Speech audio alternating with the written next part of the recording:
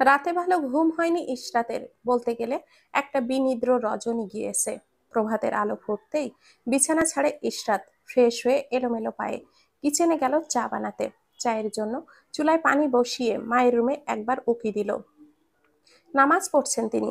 চা বানানো শেষ হলে চা নিয়ে বেলকনির প্লাস্টিকের হাতল দেওয়া চেয়ারে আরাম করে বসলো ইশরাত। শহরে এখন শীতের তীব্রতা বেশ কম। পাতলা টি শার্টের ওপরে চাদর জড়ানো, আধ খোলা বেনি চুলে এলোমেলো লাগছে ইশরাতকে। বেবি হেয়ারগুলো কপাল ঘিরে রেখেছে। চোখ বন্ধ করে প্রাণ ভরে ভোরের সতেজ স্নিগ্ধ বাতাস উপভোগ করলো কিছুক্ষণ। কোথাও যেন দুই একটা পাখি ডাকছে। গোটা একটা রাত চোখে ঘুম ধরা না দেওয়ায় যে অস্বস্তি আর খারাপ লাগাটা ছিল, নিজেকে দিবালোকের সদ্য ফোটা আলোয় মেলে দিয়ে যেন শরীর মন চনমনে হয়ে উঠল ইশরাতের। আইমান নামক মানুষটা তার চোখের ঘুম কেড়ে নিয়েছে। না চাইতেও মানুষটাকে নিয়ে সে ভেবেছে। তার শেষ বলা কথাগুলো ইশরাতের কিশোরী হৃদয়ে দারুণ নাড়া দিয়েছে। এভাবে কেন বলল মানুষটা? দিনের আলো গাঢ় হওয়ার সাথে সাথে ইশরাতের কাপটাও চা শূন্য হয়ে পড়ল। ইশরাতের মনে হলো প্রকৃতির মাঝে এরকম কিছু সময় কাটালে মন্দ হয় না। কি সুন্দর স্নিগ্ধতায় ঘেরা সকাল!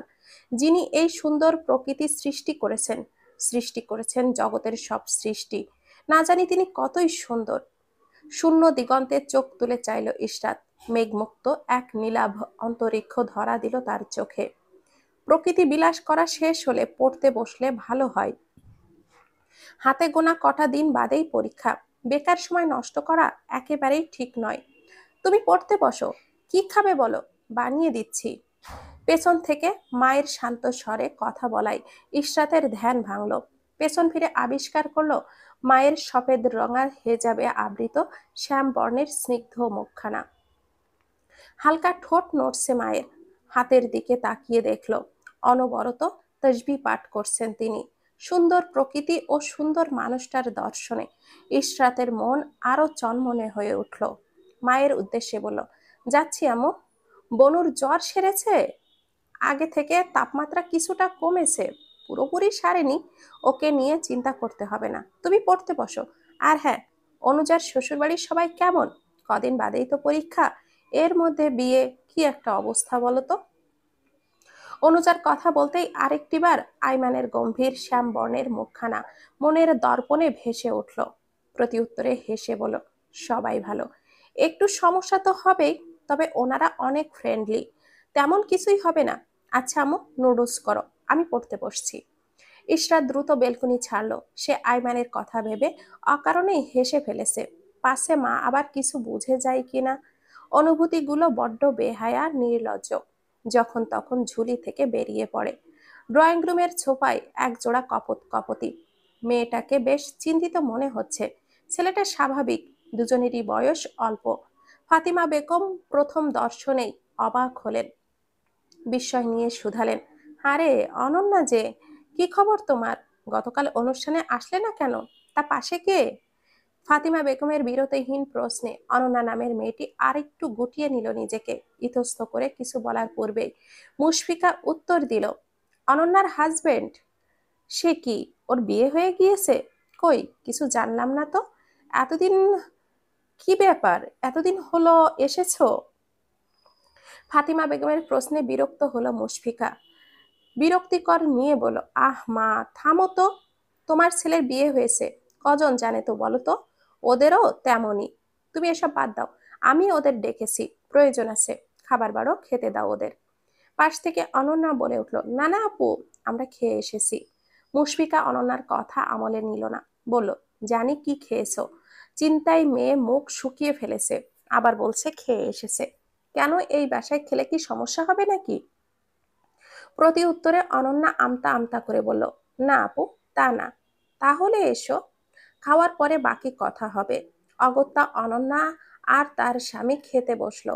গিয়ে ভাজা পরোটা আর গরুর কলিজা ভুনা। সকালের ব্রেকফাস্ট একটু অয়েলি, কিন্তু মেহমান থাকায় একটা শর্টকাটের মধ্যে সহজ মনে হয়েছে ফাতিমা বেগমের কাছে। কিচেন থেকে পরোটা ভাজার সুঘ্রাণ হাসছে। গরম গরম পরোটা পরিবেশন করা হচ্ছে। এতক্ষণ চুপচাপ থাকা ছেলেটি গপাগপ মুখে পুরল পরোটাটা। তা দেখে অনন্যার শুকনো মুখখানা আরো শুকিয়ে গেল। মানুষটা টাকার অভাবে না জানি কয় বেলা ঠিক মতো পেট পুরে খায়নি। বাকিরা এখনো ঘুম থেকে ওঠেনি। মুশফিকা ওদেরকে স্পেস দিয়ে সরে গেল, আরাম করে খাক। রাত করে ঘুমানোর জন্য বেশ বেলা করেই উঠেছে অনুজা। চোখ কষলে ভালো করে তাকাতেই নজরে আসলো অনিশাকে। সে নিশ্চিন্তে ফোনে কার্টুন দেখছে। অনুজা প্রথমে অবাক হলো, অনিশা ফোন পেল কোথায়। মস্তিষ্কে প্রশ্ন উকি দিতেই শুধালো, কিরে, কখন উঠেছিস? আমাকে ডাকিসনি কেন? ফোন পেলি কোথায়? ইঝান দিয়েছে? অনিশা বিরক্ত নিয়ে তাকিয়ে রইল বোনের দিকে। হয়তো বোনের এত প্রশ্নে সে বিরক্ত হয়েছে। পরেক্ষণেই বলল, দুলাভাই বলল তোমাকে না ডাকতে, তাই ডাকিনি। ভাইয়াই ফোনটা দিয়েছে, ক্ষুধা লেগেছে। অনুজা পুনরায় শুধালো। অনিশা মাথা নাড়ালো, অর্থাৎ হ্যাঁ। অতঃপর অনুজা আনিশাকে নিয়ে বিছানা ছাড়লো, বোনকে ফ্রেশ করে নিজেও ফ্রেশ হয়ে নিল। তারপর ইঝানকে ডেকে তুললো, আনিশাকে নিয়ে রুম ছাড়লো।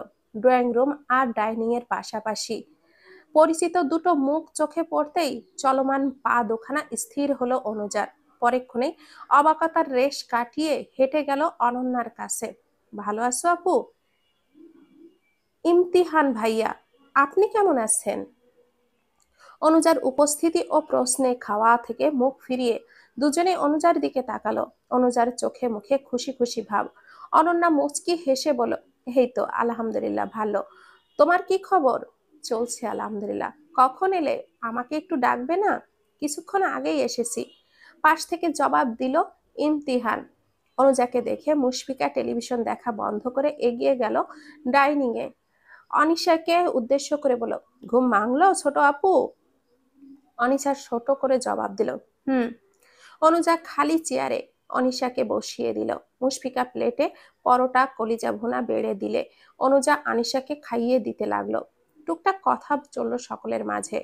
ঘড়ির কাঁটায় যখন ঠিক 10টা বেজে 15 মিনিট, তখনই এক এক করে সকলের ড্রয়িং রুমে উপস্থিত হলো। আইরিন রহমান এসেছেন, ফাতিমা বেগম, রমিজ উদ্দিন, ইজহান, ছোট অরু, এমনকি জামিলার মাও। সকলের মুখভঙ্গি সিরিয়াস। সকলের দিকে তাকিয়ে শুকনো ঢোক গিলল অনন্যা। ইমতিহান চোখের ইশারায় সাহস জোগালো। অনন্যা নিজেকে স্বাভাবিক করে বলতে শুরু করলো, আমাদের জন্যই আজ ইজহান ভাই আর অনুজার এই অবস্থা হয়েছে। আসলে ইজহান ভাইয়া আর অনুজার মধ্যে আর যাই থাকুক, প্রেম ঘটিত কিছুই ছিল না। থাকলে আমি অন্তত জানতাম। ওর সাথে আমার খুব ভালো সম্পর্ক, ছোট বোনের মতো দেখি আমি ওকে। তেমনি ইজহান ভাইয়ার সাথেও ভালো সম্পর্ক। ইজহান ভাইয়া এমনিতেই খুব বিশ্বাসী মানুষ, বিপদে আপদে যতবারই ডেকেছি না করেনি কখনো। তাই আমার জীবনের গুরুত্বপূর্ণ কাজেও ভাইয়ার সাহায্য চাইলাম। অনুজাকেও বললাম আমাদের বিয়েতে সাক্ষী লাগতো, তাই আমার তরফ থেকে ইজহান ভাইয়াকে আর আমার এক বান্ধবীকে বলেছিলাম। আমাদের বিয়ের পরে ওরা বেরিয়ে পড়েছিল, কোথায় গিয়েছিল জানি না। পরে বাড়িতে আসার পরে রাতে মা বলছিল অনুজাকে ইজহান ভাইয়ার সাথে বিয়ে দিয়ে দিয়েছে। বাবাও সেখানে ছিলেন। বিশ্বাস করুন আঙ্কেল আন্টি, আমি যদি জানতাম আমাদের জন্য ওদের এই অবস্থা হবে, কখনো ডাকতাম না। আপনাদের কে কি বলেছে আমি জানি না, বিয়েটা আমার সাথে হয়েছিল ওর। ইজহান ভাইয়া আর অনুজা শুধু আমার শুভাকাঙ্ক্ষী হিসাবে ছিল, এর বেশি কিছুই না। ওদের হঠাৎ বিয়ের কথা শুনে নিজেকেই দোষী মনে হচ্ছে। প্লিজ ওদের উপরে রাগ আর অভিমান রাখবেন না, এখানে ভুল বোঝাবুঝি ছাড়া আর কিছুই না। মাঝখানে রমিজ উদ্দিন হঠাৎ গম্ভীর কণ্ঠে বলে উঠলেন, তুমি মা বাবাকে না জানিয়ে কিভাবে বিয়ে করলে? তাদের কথা একবারও চিন্তা করে দেখেছো? ভেবেছি আঙ্কেল, বলতে সংকোচ লজ্জা লাগলেও না বলে থাকতে পারছি না। ইমতিহানের সাথে আমার কলেজ থেকেই সম্পর্ক, এখন আমি ভার্সিটিতে পড়ছি। ওকে ভীষণ ভালোবাসি আমি, এবং ইমতিহানও। কিন্তু ওর পড়াশোনা শেষ না হওয়ায় বাসায় বিয়ের কথা বলতেও পারছে না। বাবা আমাকে কিছুতেই বেকার ছেলের হাতে তুলে দিবেন না। ভালোবেসেছি একজনকে, অথচ বিয়ে করব অন্যজনকে, এ আমি ভাবতেও পারি না। শুধুমাত্র ও বেকার বলে ওকে আমি কেন ছেড়ে দিব? সারা জীবন বেকার থাকবে না, চাকরি ঠিকই করবে, কিন্তু আমরা আমাদের হারিয়ে ফেলবো। তাই সাহস করেই বিয়ে করে ফেলেছি। সম্পর্ক যখন শুধু প্রেমের ছিল, তখন হারিয়ে যাওয়ার ভয়টা ছিল প্রবল। এখন একটা শক্ত জোরালো সম্পর্কে আছি, ইনশাল্লাহ ভাঙার ভয় করছি না। তবে আম্মুকে আমি বলে দিয়েছি। আম্মু প্রথমে খুব ভেঙে পড়েছিলেন, কষ্টও পেয়েছিলেন, কিন্তু পরবর্তীতে মেনে নিয়েছেন। তবে আব্বু কিছুই জানে না এ বিষয়ে। আঙ্কেল, আপনারা আমাকে খারাপ বা বেয়াদব ভাবতেই পারেন। আমার আব্বু আম্মুকে যেমন ভালোবেসেছি, এই ছেলেটাকেও ভালোবেসেছি। আব্বু আম্মুকে যেমন ছাড়তে পারবো না, আর ওকেও না। আশা করি বুঝেছেন সবাই। অনন্যার কথায় ইতি টেনে ঘন ঘন শ্বাস নিল। হাঁপিয়ে গিয়েছে সে। অনুজা গ্লাস ভর্তি পানি এগিয়ে দিল। পুরোটা সময় অনন্যার হাত শক্ত করে ছিল ইমতিহান। রমিজউদ্দিন বললেন, বুঝেছি তোমার কথা। বড় সাহস নিয়ে পা বাড়িয়েছো। তা বাবা, তোমার বাড়ি কোথায়, থাকো কোথায়, তোমার বাবা মাকে কিছু বলেছো? ইমতিয়ান প্রত্যুত্তরে শান্ত স্বাভাবিক স্বরে বলতে শুরু করলো, আঙ্কেল, আমার বাবা একসময় সেনাবাহিনীতে চাকরি করতেন। বছর 5 আগে অবসরে নেন। আগে আমরা ক্যান্টনমেন্টেই থাকতাম। পরবর্তীতে আব্বু আম্মুকে নিয়ে গ্রামে চলে যান। আব্বু মারা গিয়েছেন আজ 1 বছর হলো। আব্বু থাকতেই আমার একমাত্র বড় বোনকে বিয়ে দিয়ে গিয়েছিলেন। বর্তমানে মা বাড়িতে একা থাকেন। আমি ঢাকায় এসে ম্যাথ থেকে পাবলিক ভার্সিটিতে এবার অনার্স ফাইনাল ইয়ারে পড়ছি। চাকরির চেষ্টা করছি, টিউশন পড়িয়ে নিজের খরচ চালাচ্ছি। বিয়ের খবরটা অবশ্যই আমার আম্মুকে জানিয়েছি আগেই। চাকরি পেলে আম্মুর কাছে নিয়ে আসব, আর বিয়ের প্রস্তাব নিয়ে ওর বাবার কাছে যাব। বিয়ের প্ল্যান ছিল না, কিন্তু ওর বাবা অর্থাৎ আঙ্কেল বেশ কয়েকবার পাত্রপক্ষকে দেখিয়েছেন, তাই ঝুঁকি নিয়ে বিয়েটা করেই ফেললাম। এর আগে ওর প্রতি আমার অধিকার না থাকলেও এখন তো আছে। রমিজউদ্দিন বলেন, বুঝলাম। এ যুগে ছেলেমেয়েরা ঝুঁকি নিতে চায় না। নিশ্চয়ই সিদ্ধান্ত যখন নিয়েছো, ভাবনা চিন্তা করেই নিয়েছো। পরবর্তীতে কোনো প্রয়োজন পড়লে আমার গাধা পুত্রকে না ডেকে আমার কাছে সরাসরি চলে এসো। শহরে তোমার কে আছে না আছে আমি জানি না। কোনো প্রয়োজন পড়লে আমার শরণাপন্ন হইও। বুঝেছো ছেলে? ইমতিহানের চোখ ভর্তি পানি টলমল করছে। ধরা গলায় বলল, আমাদের ধর্মে তো পায়ে হাত দিয়ে সালামের নিয়ম নেই। যদি থাকতো অবশ্যই আপনাকে সালাম করতাম আঙ্কেল। আমার বাবা মারা যাবার পরে এতটা জোর দিয়ে কেউ আমাদের পাশে এগিয়ে আসেনি। লুকিয়ে ঝুঁকি নিয়ে বিয়ে করলেও সংসার জীবন অবশ্যই সবার দোয়া নিয়েই শুরু করব ইনশাল্লাহ। আমি কৃতজ্ঞ থাকব। দোয়া করবেন আঙ্কেল, আমি যেন মৃত্যুর প্রতি যথেষ্ট সম্মান মর্যাদা আজীবন অক্ষুণ্ণ রাখতে পারি ইনশাল্লাহ। রমিজউদ্দিন মাথায় হাত বুলিয়ে দিলেন ইমতিহানের।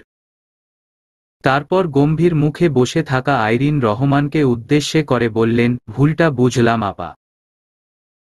আপনিও বুঝেছেন হয়তো। এমনভাবে খবরটা কানে গেল না, চাইতেন কঠোর হয়ে পড়েছিলাম। আপনার যা বলার বলুন, কিন্তু এটা যেন বলবেন না বৌমাকে আপনার কাছে রাখবেন। ও এখানেই থাকবে। আপনি 4 তলায় আছেন, ও থাকবে 5 তলায়। এটুকু শুধু ব্যবধান। আমার মুশফিকার বিয়ের পরে ঘর আমার আলো শূন্য হয়ে পড়েছে। কন্যা হলো ঘরের প্রদীপ। বিয়েটা যেভাবেই হোক হয়েছে। আমার ঘরের মেয়ে হয়ে এসেছে। ঘর শূন্য করে আর যেতে দিচ্ছি না। ওর কোন কিছুর অভাব হবে না। আইরিন রহমান হেসে দিয়ে বললেন, আমার বলার আর বাকি রাখলেন কোথায়? সব তো বলেই দিলেন। ভুল বুঝে যা করেছি তার ভুক্তভোগী অনুযায়ী ইজহান। ওদের কাছেই শোনা হোক ওরা কি চায়।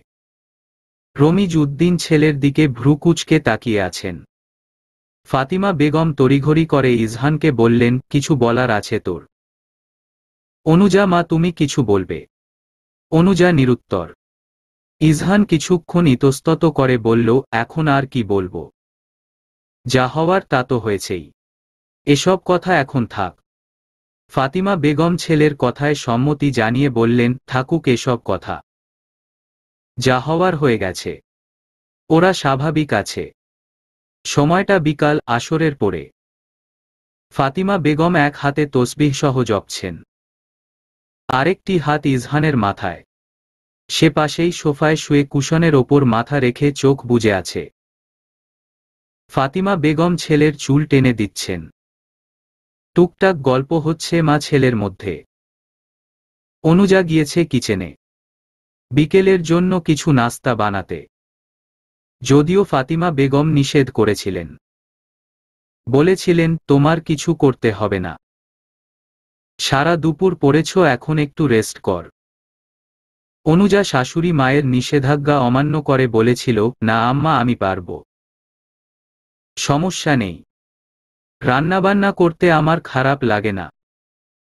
তারপর আর ফাতিমা বেগম কিছু বলেননি। আসরের নামাজ আদায় করে সোফায় বসে তসবিহ সহ জপছেন। ইজহান হঠাৎ বলে উঠল, আচ্ছা আম্মা, আব্বাকে কে বলেছিল আমি একটা মেয়েকে নিয়ে কাজী অফিসে গিয়েছি বিয়ে করতে? আর কেই বা বলল বিয়ে করে বউ নিয়ে পালিয়েও যাচ্ছি? এসব বায়োনট কথা কিভাবে বলে মানুষ? ফাতিমা বেগম প্রত্যুত্তরে বলল, কাজী অফিসের খবর দিয়েছে জাফর নামের লোকটা।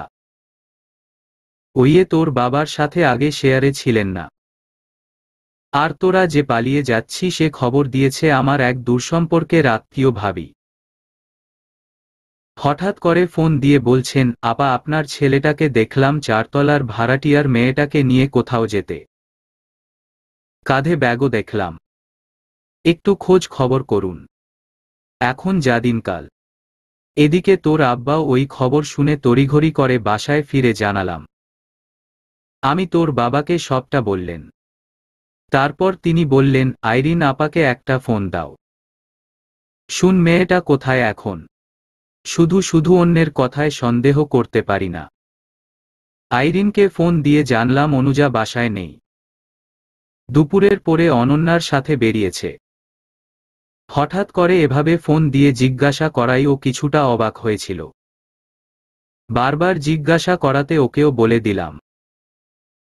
তারপর আর কি, তোর বাবা গিয়ে তোদের নিয়ে এলেন, তারপর কোন কথা না শুনে বিয়ে দিয়ে দিলেন।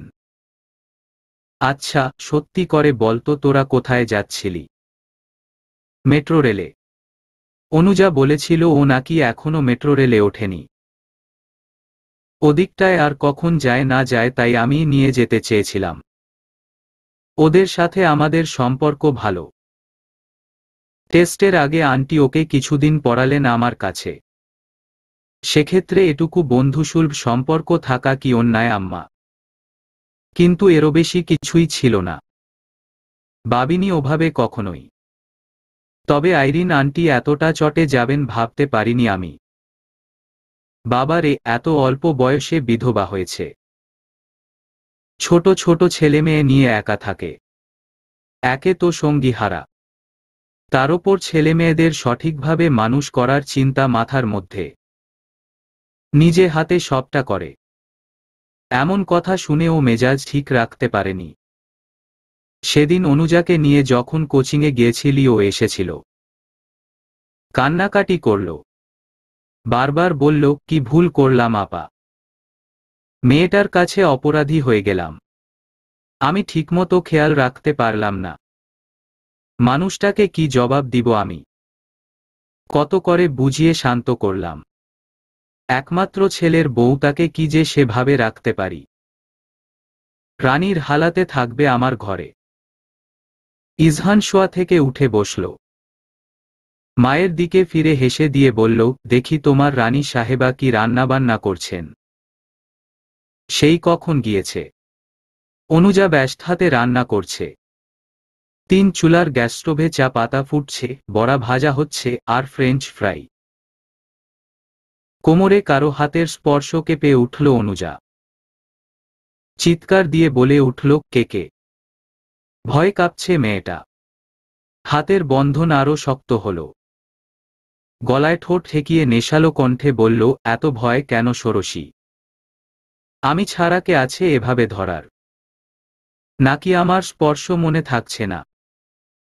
অনুজা নিজেকে ধাতস্থ করে বলল, ছাড়ুন তো, ঢং দেখাতে হবে না, দেখি সরেন, দুধটা উতলে উঠছে, হিট কমাতে হবে। ইজহান অনুজাকে ছেড়ে দিয়ে বলল, আচ্ছা ঠিক আছে, তোমার ভাজা কত দূর? সুন্দর ঘ্রাণ বেরিয়েছে, এই তো চুলার গুলো নামিয়ে নিলেই হয়ে যাবে। ইজহান কথা না বাড়িয়ে ট্রে নিয়ে আসল, কাপে চা ঢেলে ফ্রেঞ্চ ফ্রাইগুলো হাফ প্লেটে উঠিয়ে নিল। অনুজা গরম ডালের বড়া প্লেটে উঠিয়ে ট্রে সাজিয়ে বলল, এগুলো নিয়ে যেতে পারবেন না, আমি এদিকটা গুছিয়ে আসছি। ইজহান অনুজার ঘামে ভেজা কপালে ঠোঁট ছুঁয়ে বলল, অবশ্যই রানী সাহেবা। ইজহান আর দাঁড়াল না, ট্রে হাতে করে ড্রয়িং রুমের উদ্দেশ্যে পা বাড়াল। অনুজা সেদিকে তাকিয়ে বিড়বিড়িয়ে বলল, বেড়া মানুষ এমন খবিশ টাইপের কেন হয়? অপ্রত্যাশিতভাবে আজ বিকালের নাস্তায় রমিজ উদ্দিনও হাজির হয়েছেন। চায়ে চুমুক দিয়ে তৃপ্তিতে চোখ বুজে ফেললেন। গরম গরম ডালের বড়া এক কামড় দিয়ে বললেন, মাশা আল্লাহ। মা জননীর হাতের চা ও বড়ার তো জবাব নেই। এত সুন্দর রান্না জানো আগে জানতাম না তো। মাশা আল্লাহ। শ্বশুর বাবা থেকে প্রশংসা বাক্য শুনে অনুজা মুচকি হাসল। ফাতিমা বেগমও বললেন, অনেকদিন পরে এমন সুন্দর ডালের বড়া খেলাম। বেসন দিয়ে পেঁয়াজু খাওয়ার যুগে এখন আর ডালের বড়া কেউ খেতে চায় না। ঠিক এভাবে আগে আমার মা বানাতো। তুমি বোধহয় সিল পাটায় বেটেছ, তাই না? তা এ রান্না কোথায় শিখলে মা? দাদুর থেকে। আগে যখন গ্রামে যেতাম দাদু ডালের খুদ বেটে আতপ চালের গুঁড়ো মিশিয়ে বানাতেন। এতে বেশি মুচমুচে হয়। আব্বুর খুব পছন্দ ছিল। ইহজান এক পিস ফ্রেঞ্চ ফ্রাই সসে চুবিয়ে এক বাইট নিয়ে বলল, এটাও তো ভালো বানিয়েছ। সবার এত এত প্রশংসায় অনুজার খুব খুশি খুশি লাগছে। ঠিক এভাবেই তার বাবা বলতেন। বাবার কথা মনে পড়তেই দীর্ঘশ্বাস নির্গত হল। অনুজা নিজেকে স্বাভাবিক করে ফাতিমা বেগমের উদ্দেশ্যে বলল, আজ রাতে আমি রান্না করি আম্মা। ফাতিমা বেগম পুত্রবউয়ের আবদার নাকচ করে বললেন, একদমই নয়। তুমি মাগরিবের নামাজ শেষে সোজা পড়তে বসবে। কোন কাজ নয় আর? দুদিন বাদে পরীক্ষা। এসবের দরকার নেই। অনুজা বলল, জামিলা খালা গ্রামের বাড়িতে গিয়েছেন। আপনার হাঁটুতে ব্যথা। এ অবস্থায় কিচেনে দাঁড়িয়ে রান্না করা ঠিক হবে না। তার চেয়ে বরং আমি রান্না করি। রাতে পড়তে বসবো ইনশাআল্লাহ। রমিজ উদ্দিন ডালের বড়ার শেষ পিসটি মুখে নিয়ে বললেন, বেশ তো কর। তা আজ কি রান্না করবে আমার মা জননী? অনুজা লাজুক হেসে বলল, সারপ্রাইজ আব্বা। রমিজ উদ্দিন হেসে দিলেন। চোখের কোণায় দুটো ভাঁজের সৃষ্টি হল। স্ত্রীর দিকে তাকিয়ে বলল, বুড়ো বয়সে এরকম সারপ্রাইজ পেলে মন্দ হয় না। কি বল ফাতু? ফাতিমা বেগম রাগান্বিত স্বরে বললেন, খবরদার আমাকে ফাতু বলবেন না। আসসালামু আলাইকুম ম্যাম। দয়া করে বলবেন আপনার বাসার অ্যাড্রেস কি? 10 নম্বর গেটের বা পাশের 3 নম্বর বাড়িটা। আননোন নাম্বার থেকে ফোন আসতেই দ্বিধাদ্বন্দ্ব নিয়ে রিসিভ করেছিল ইশরাত। ফোন কানে দিতেই উক্ত কথাগুলো কানে ভেসে আসল। অবাক হল সে।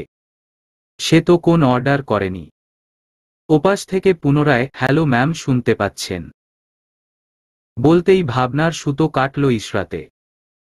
উত্তর দিল, জি হ্যাঁ। ওপাশ থেকে ফের বলল, তাহলে গেট থেকে পার্সেলটি রিসিভ করুন। আমি নিচে দাঁড়িয়ে আছি। ইশরাত এক প্রকার বিস্ময় নিয়ে নিচে এল। পার্সেল হাতে ডেলিভারি ম্যান দাঁড়িয়ে আছেন। ইশরাত যেতেই পার্সেলটি হাতে দিয়ে তিনি চলে গেলেন। বেশ বড়সড় সাইজের পার্সেল। পার্সেল নিয়ে সোজা নিজের রুমে চলে এল। ভাগ্যিস আজকে সে ছাড়া বাড়িতে কেউ নেই। না হলে কি জবাব দিত আম্মুকে? সে তো অনলাইনে কোন অর্ডারই করেনি। বিস্ময় নিয়ে পার্সেলটি খুলতে লাগল ইশরাত। মনের মধ্যে কত শত ভাবনা এসে জড়ো হচ্ছে। পার্সেল খুলতেই এক এক করে খুব সুন্দর সুন্দর প্রোডাক্ট নজরে আসল। একটা কাস্টমাইজ করা ডায়েরি, মলাটে দোলনায় বসা একটি মেয়ের ছবি, বোঝা যাচ্ছে আঁকা অথবা প্রিন্টের। তার ওপর গোটা গোটা অক্ষরে লেখা, তোমায় দেখার দিনগুলো। বাসন্তী রঙের একটা জামদানি শাড়ি, পায়েল, দুমোট লাল হলুদ চুড়ি, বেলি ফুলের গাজরা, ম্যাচিং হিজাব, সঙ্গে বেশ কিছু ফুলের পিন, আংটি। প্রত্যেকটা জিনিস ইশরাতের খুব পছন্দ হল। পার্সেল বক্স পুরোটা ফাঁকা করতেই একটি ভাঁজ করা কাগজ পেল। তাতে লেখা, ষোড়শী কিশোরী, সামনে পরীক্ষা, 10 বছরের সংগ্রাম। আশা করি নিজের সর্বোচ্চটা দিয়ে চেষ্টা করবেন। আপনার জন্য ছোট্ট উপহার ষোড়শী। মনোযোগ দিয়ে পড়াশোনা করুন। আমাদের আবার দেখা হবে কোন এক প্রহরে। আইমান। পরিচিত নামটি চোখে পড়তেই ঠোঁট কোণে হাসি ফুটে উঠল ইশরাতের। মনে মনে বলল, যাক শ্যামপুরুষ, তাহলে ভুলেনি আমায়। এ উপহার সামগ্রী, শাড়ি, যেদিন আমাদের দেখা হবে সেদিনই পরব শ্যামপুরুষ। আমি অপেক্ষা করব। ডায়েরিটা রেখে বাকিগুলো খুব যত্ন করে আলমারিতে তুলে রাখল। অতঃপর কলম দানি থেকে একটা কলম নিয়ে ডায়েরিতে লিখতে শুরু করল মনের অব্যক্ত কথন। আলমারির জামাকাপড়গুলো বড্ড এলোমেলো হয়ে থাকায় মুশফিকা সবগুলো জামাকাপড় বের করে ভাঁজ করতে বসেছে। আরু গিয়েছে দাদির কাছে। সে বেশ কিছুদিন হয়েছে দাদু কোলের মধ্যে গিয়ে ঘুমিয়ে থাকে। ডাকলেও আসে না। এ নিয়ে কিঞ্চিত মন খারাপ মুশফিকার। এত ছোট মেয়ে মায়ের কাছে থাকে না, অথচ দিব্যি দাদির কোলের মধ্যে পড়ে থাকে। কিছুক্ষণ আগেই মায়ের সাথে কথা হয়েছে তার। আজ নাকি অনুজা রান্না করছে রাতের খাবার। শুনে ভালো লেগেছে মুশফিকারও। মা বাবা, ভাই ভাবি সবাই মিলেমিশে ভালো থাকলেই তার আলাদা শান্তি লাগে। নিজের আপনজন রেখে অন্যত্র থেকে সারাক্ষণ মন কেমন করে তাদের জন্য। মুশফিকা একমনে কাপড় গোছাচ্ছিল। সালাম দিয়ে হঠাৎ করে রুমে প্রবেশ করল আহিদ। আসসালামু আলাইকুম বউ। মুশফিকা সালামের জবাব দিয়ে বলল, আজ এত তাড়াতাড়ি চলে আসলে যে? আহিদ হাতের ব্যাগগুলো বিছানায় রেখে মুশফিকাকে আলিঙ্গনে আবদ্ধ করে বলল, তোমার টানে বউ। আমার টানে না ছায়। রাত 10টা না বাজলে তো এ মুখো হও না। আরু কোথায়? দাদুর কাছে। মেয়েটা কি হয়েছে বলতো? এত ছোট মেয়ে আমার কাছে না থেকে এখনই দাদুর কাছে থাকা শিখছে। ভালোই তো।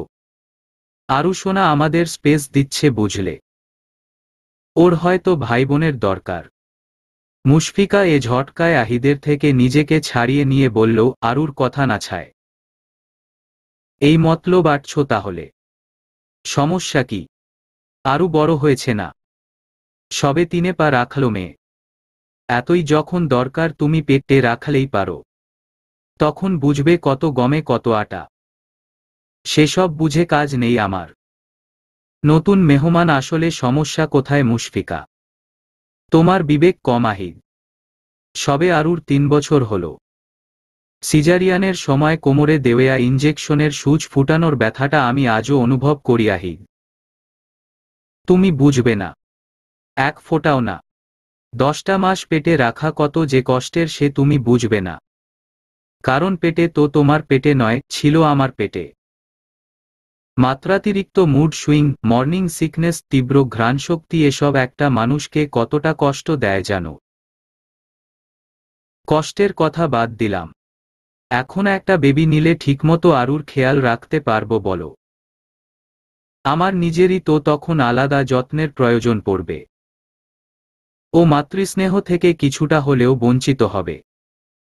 ওর মধ্যে একটা শূন্যতা তৈরি হবে।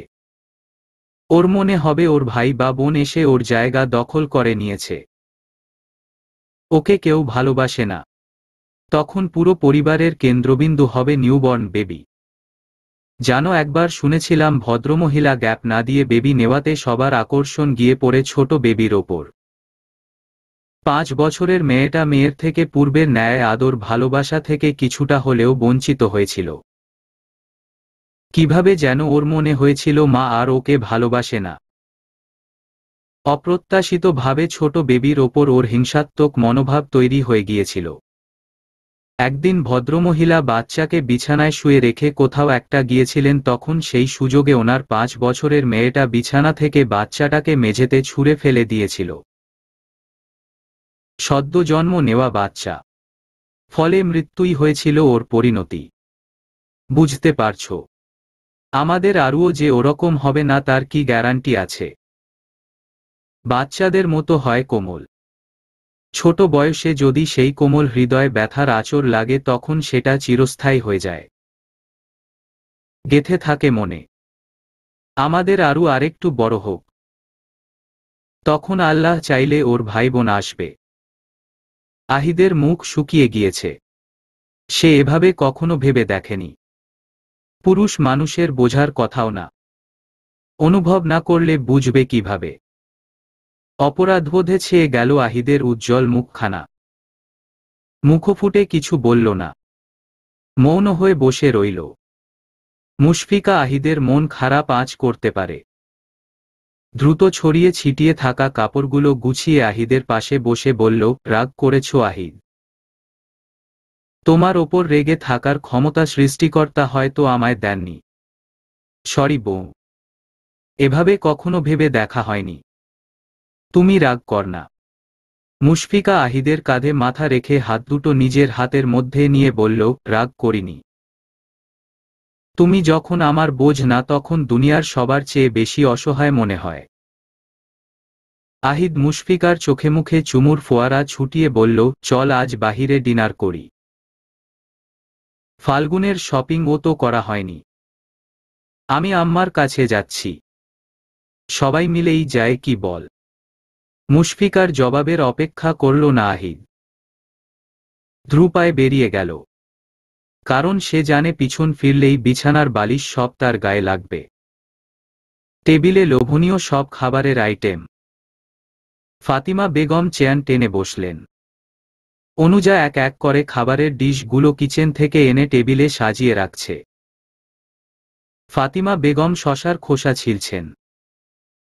গরুর চর্বিযুক্ত গোশত দিয়ে নরম করে খিচুড়ি, সাথে বেগুন আর ডিম ভাজি।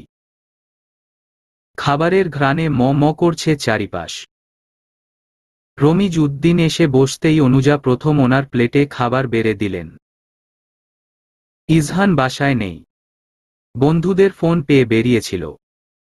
বলে গিয়েছিল রাতে খাবার সময় উপস্থিত হবে। অনুজা কিঞ্চিত চিন্তিত।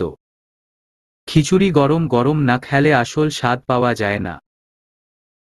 এর মধ্যেই কলিং বেল বেজে উঠল।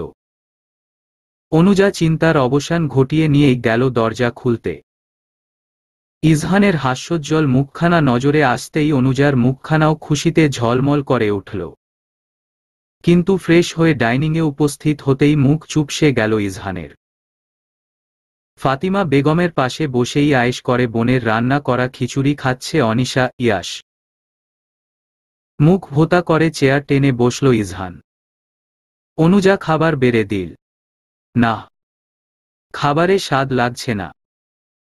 ইজহান বিড়বিড় করে বলল, শালা শালি দুটোর বাসর ঘর যদি আমি পণ্ড না করেছি তাহলে আমার নামও ইজহান নয়। ধলু মিয়া নাম ধারণ করব এই আমি বলে রাখলাম। অনুজা ইজহানের পাশে বসেই খাচ্ছিল। ইজহানের কথা শুনে হাসি পেলেও হাসি চেপে আস্তে করে বলল, সমস্যা নেই, আম্মু এসে ওদের নিয়ে যাবে। আম্মা গিয়েছিলেন সন্ধ্যায়। ওদের সাথে করে নিয়ে এসেছেন। ইজহানের মুখে পুনরায় হাসি ফুটে উঠল। খিচুড়ি মুখে নিতেই এবার বেশ স্বাদ লাগল। মাশা আল্লাহ, খাবারে এবার স্বাদ বেড়েছে। শব্দ করে রমিজ উদ্দিনের ফোন বেজে উঠল। ভ্রু কুঁচকে গেল। বললেন, খাওয়ার সময় আবার কে ফোন করল? রিসিভ করে কানে ধরলেন। এপাশ থেকে তিনি জবাব দিলেন, আচ্ছায়। ফাতিমা বেগম শুধালেন, কি হয়েছে? প্রত্যুত্তরে রমিজ উদ্দিন বললেন, শায়লা আসছে ওর মেয়েকে নিয়ে। এখানে থেকে নাকি শহরের কোচিংয়ে পড়াবে। ছোট ফুফুর নাম শুনতাই ইজহানের মুখ আধার নেমে এল। অনুজারও কেন যেন ভালো লাগল না। বেশ সকাল সকাল ইজহানের ছোট ফুফু শায়লা ও তার মেয়ে শর্মিলা এসেছে। অনুজা কোচিং থেকে ফিরেই নতুন মেহমানের মুখোমুখি হল। ড্রয়িং রুমে ইজহানের ছোট ফুফু বসে আছেন। ইজহান অনুজাকে বাসায় নামিয়ে দিয়ে নিজ প্রয়োজনে কোথাও একটা গিয়েছে। মেহমান আসবে অনুজা আগে থেকেই জানত, কিন্তু গ্রাম থেকে এত তাড়াতাড়ি এসে উপস্থিত হবে জানা ছিল না তার। বোরকা পরিহিত, ঘাড়ে ব্যাগ ঝুলানো অনুজা ছোট ফুফু শাশুড়ির সামনে পড়ে কিছুটা বিড়ম্বনায় পড়ে গিয়েছে। আশেপাশে চোখ বুলিয়ে কোথাও ফুফুর মেয়েটিকে দেখতে পেল না। ভদ্রমহিলা টেলিভিশনে ইন্ডিয়ান সিরিয়াল দেখছেন খুব মনোযোগ দিয়ে। কিচেন থেকে রান্নার সুঘ্রাণ ভেসে আসছে, অর্থাৎ রান্নাবান্না চলছে। অনুজা কিছুটা ইতস্তত করে সালাম দিল, আসসালামু আলাইকুম। অনুজার উপস্থিতি ও সালামে কিছুটা নড়েচড়ে উঠলেন শায়লা বেগম। চোখ ঘুরিয়ে অনুজাকে উপরনীচ পর্যবেক্ষণ করে জবাব দিলেন, ওয়ালাইকুমুস সালাম। তা মায়া, তুমি বুঝি আমগর ইজহানের বউ? অনুজা মাথা ঝাঁকালো, অর্থাৎ হ্যাঁ। তারপর বলল, কেমন আছেন আন্টি? আছি আল্লাহর রহমতে ভালাই। শোন মায়া, আমারে আন্টি ফান্টি কইবা না। ইজহানের ফুফু লাগি, তাই তুমিও আমারে ফুফু কইয়া ডাকবা, বুঝছ? তা তুমি বুঝি পেরাইবট পইরা আসলা? কোন ক্লাসে পড়? শায়লা বেগমের একের পর প্রশ্নে অনুজা অস্বস্তিতে পড়ে গেল। একসাথে কেউ এত প্রশ্ন করে? অনুজা কোনোরকম জবাব দিল, জি আচ্ছা ফুফু। তারপর দ্রুতগতিতে নিজের রুমের দিকে হাঁটা ধরল। অনুজা রুমে ঢুকেই প্রচণ্ড অবাক হল। অচেনা অজানা একটা মেয়ে বিছানায় পায়ের ওপর পা তুলে আরাম করে শুয়ে ফোন স্ক্রুল করছে। অনুজাকে দেখে মেয়েটি বলে উঠল, ওহ তুমি তাহলে? ভালোই তো আধিপত্য বিস্তার শুরু করে দিয়েছ। তা নাম কি মেয়ে? অনুজার নতুন মেহমানের মুখ থেকে এহেন কথা মোটেও ভালো লাগল না। ক্রোধে চোখ মুখ শক্ত হয়ে গেল। তার রুমে অনুমতি ব্যতীত কেউ ঢুকবে এটা সে একদমই সহ্য করতে পারে না। তার ওপর এই মেয়ে তো বিছানা দখল করে বসে আছে। অনুজা কিছুক্ষণ চুপ থেকে বলল, আপনি রুম থেকে বেরিয়ে গেলে ভালো হয়। আমি কাপড় বদলাব। অনুজা চেয়ারের ওপর দপ করে ব্যাগটা রাখল। মোটা বইয়ে বেশ শব্দ তৈরি হলো তাতে। মেয়েটি চোখ মুখ শক্ত করে বলল, কি বললে তুমি? আমাকে বেরিয়ে যেতে বল। এত সাহস তোমার? দুদিন এসে অধিকার দেখাতে এসেছ কোন সাহসে? অনুজা শান্ত কণ্ঠে বলল, আমি মোটেও অধিকার এবং সাহস দেখাচ্ছি না। আপনার সঙ্গে আমার আজ প্রথম সাক্ষাৎ। সেখানে অধিকার দেখানোর কি আছে? আমি এ বাড়ির বউ, আর আপনি ফুফু শাশুড়ির মেয়ে। কে কি সেটা আমার অজানা নয়। আপনি তখন থেকে আমার সাথে কঠিন স্বরে কথা বলছেন, বিছানায় হাত পা ছড়িয়ে বসে আছেন। আপনাকে এত সাহস কে দিয়েছে? নিজের লিমিটে থাকুন। চোখে কি দেখতে পান না? আমি সবে কোচিং থেকে ফিরেছি, ফ্রেশ হব। আর আপনি কোথা থেকে এসে হুট করে রুম দখল করে মেজাজ দেখাতে চলে এসেছেন। আবার বলে তাকে কেন বেরিয়ে যেতে বলেছি। How funny. অনুজার কথার পিঠে আর কিছু বলার সাহস করল না মেয়েটি। গটগট শব্দ তুলে বেরিয়ে গেল রুম থেকে। অনুজা যেন হাঁপ ছেড়ে বাঁচল। বসে লম্বা শ্বাস নিল কিছুক্ষণ।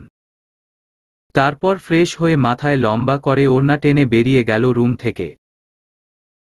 উদ্দেশ্যে কিচেনে। অনুজা কোনদিকে না তাকিয়ে ড্রয়িং রুম পেরিয়ে সোজা কিচেনে চলে গেল। আর চোখে পুরোটা সময় তাকিয়ে ছিল শর্মিলা। ফাতিমা বেগম রান্না করছেন। কপাল ঘামে ভিজে গিয়েছে। অনুজা এগিয়ে এসে শুধাল, আম্মা আমার কিছু করা লাগবে? আপনার তো ঘেমে একাকার অবস্থা। ফাতিমা বেগম পিছন ফিরে বললেন, আগুনের তাপে গরম লাগে, তার মধ্যে আমার আবার তাপ সহ্য হয় না। অল্পতেই ঘেমে উঠি। রান্না প্রায় হয়ে এসেছে, তুমি লেবু শশাগুলো কাটো তাহলেই হবে। অনুজা বিনাবাক্যে শশার খোসা ছিলতে লাগল।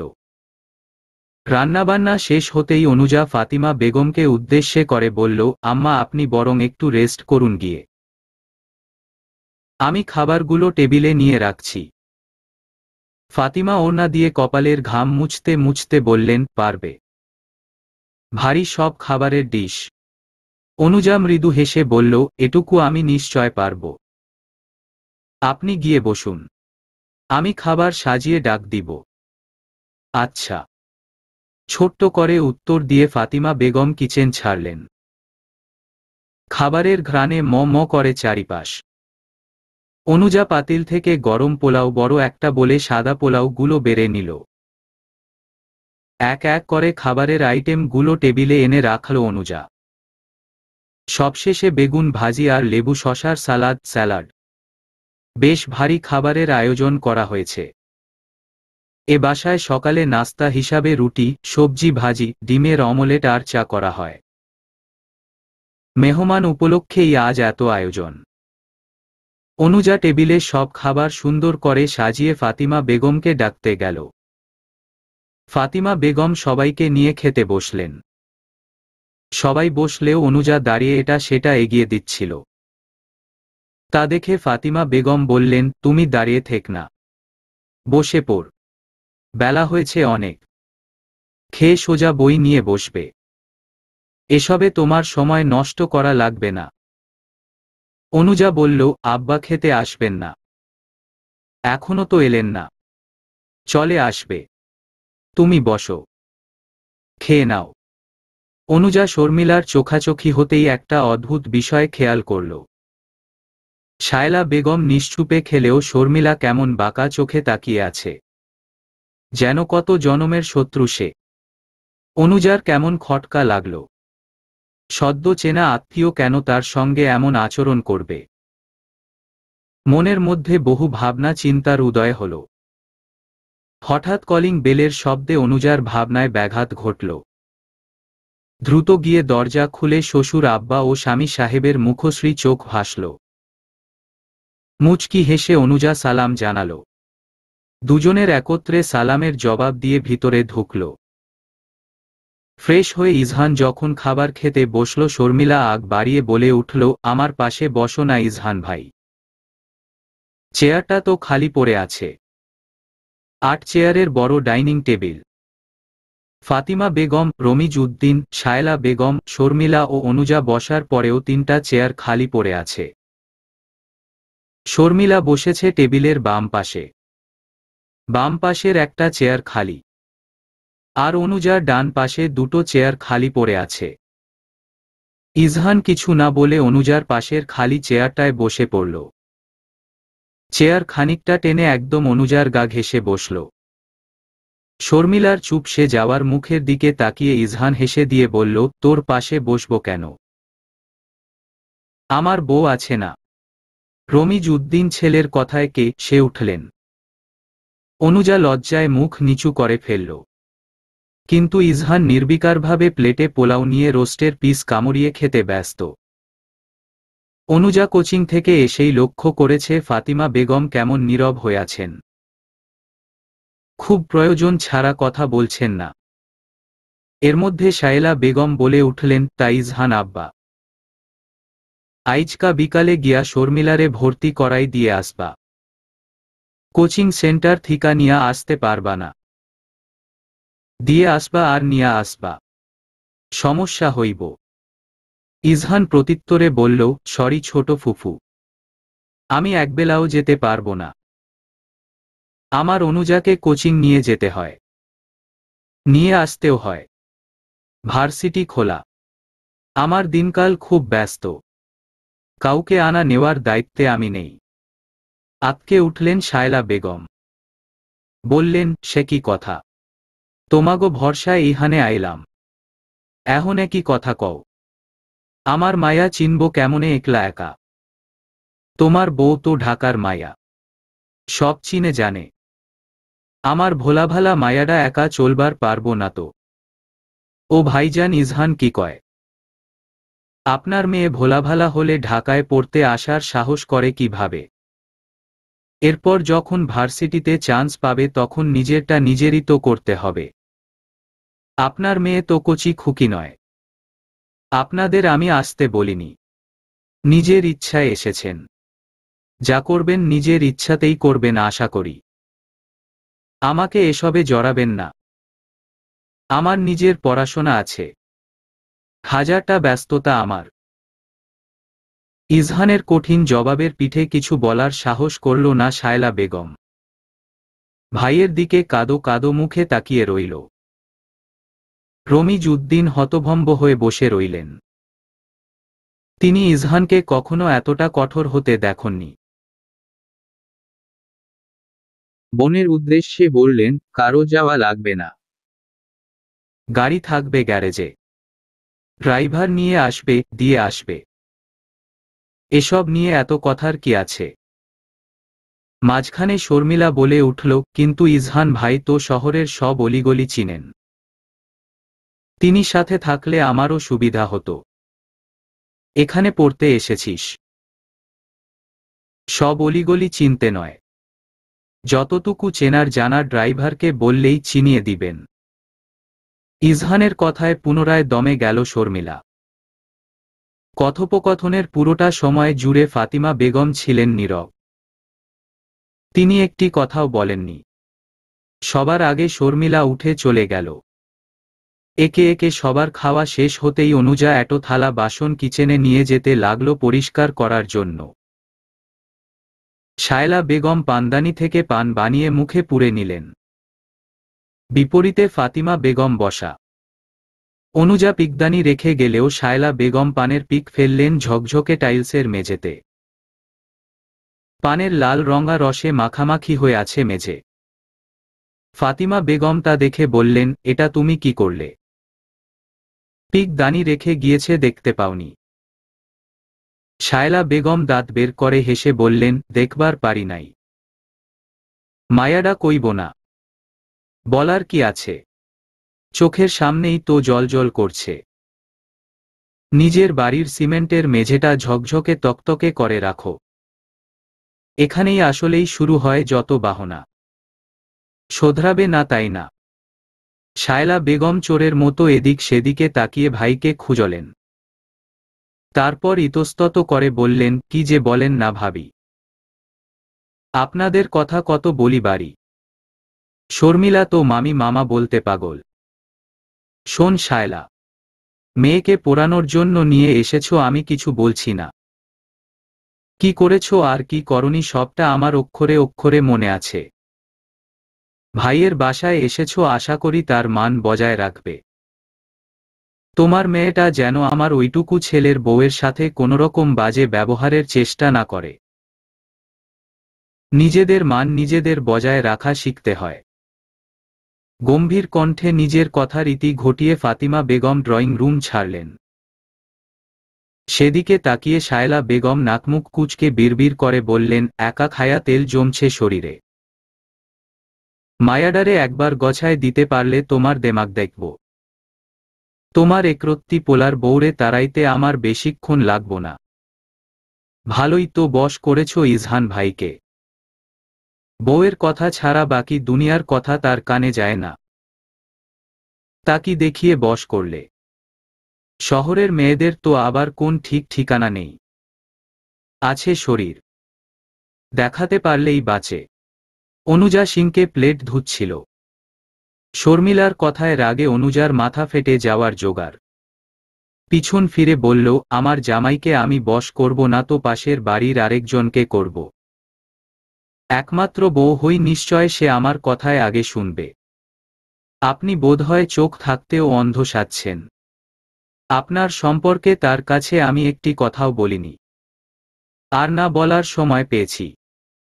ওড়না ছাড়া মামা ভাইয়ের সামনে নির্বিঘ্নে ঘুরে বেড়াচ্ছেন, আবার আমাকে বলছেন শরীর দেখাতে পারলেই বাঁচি।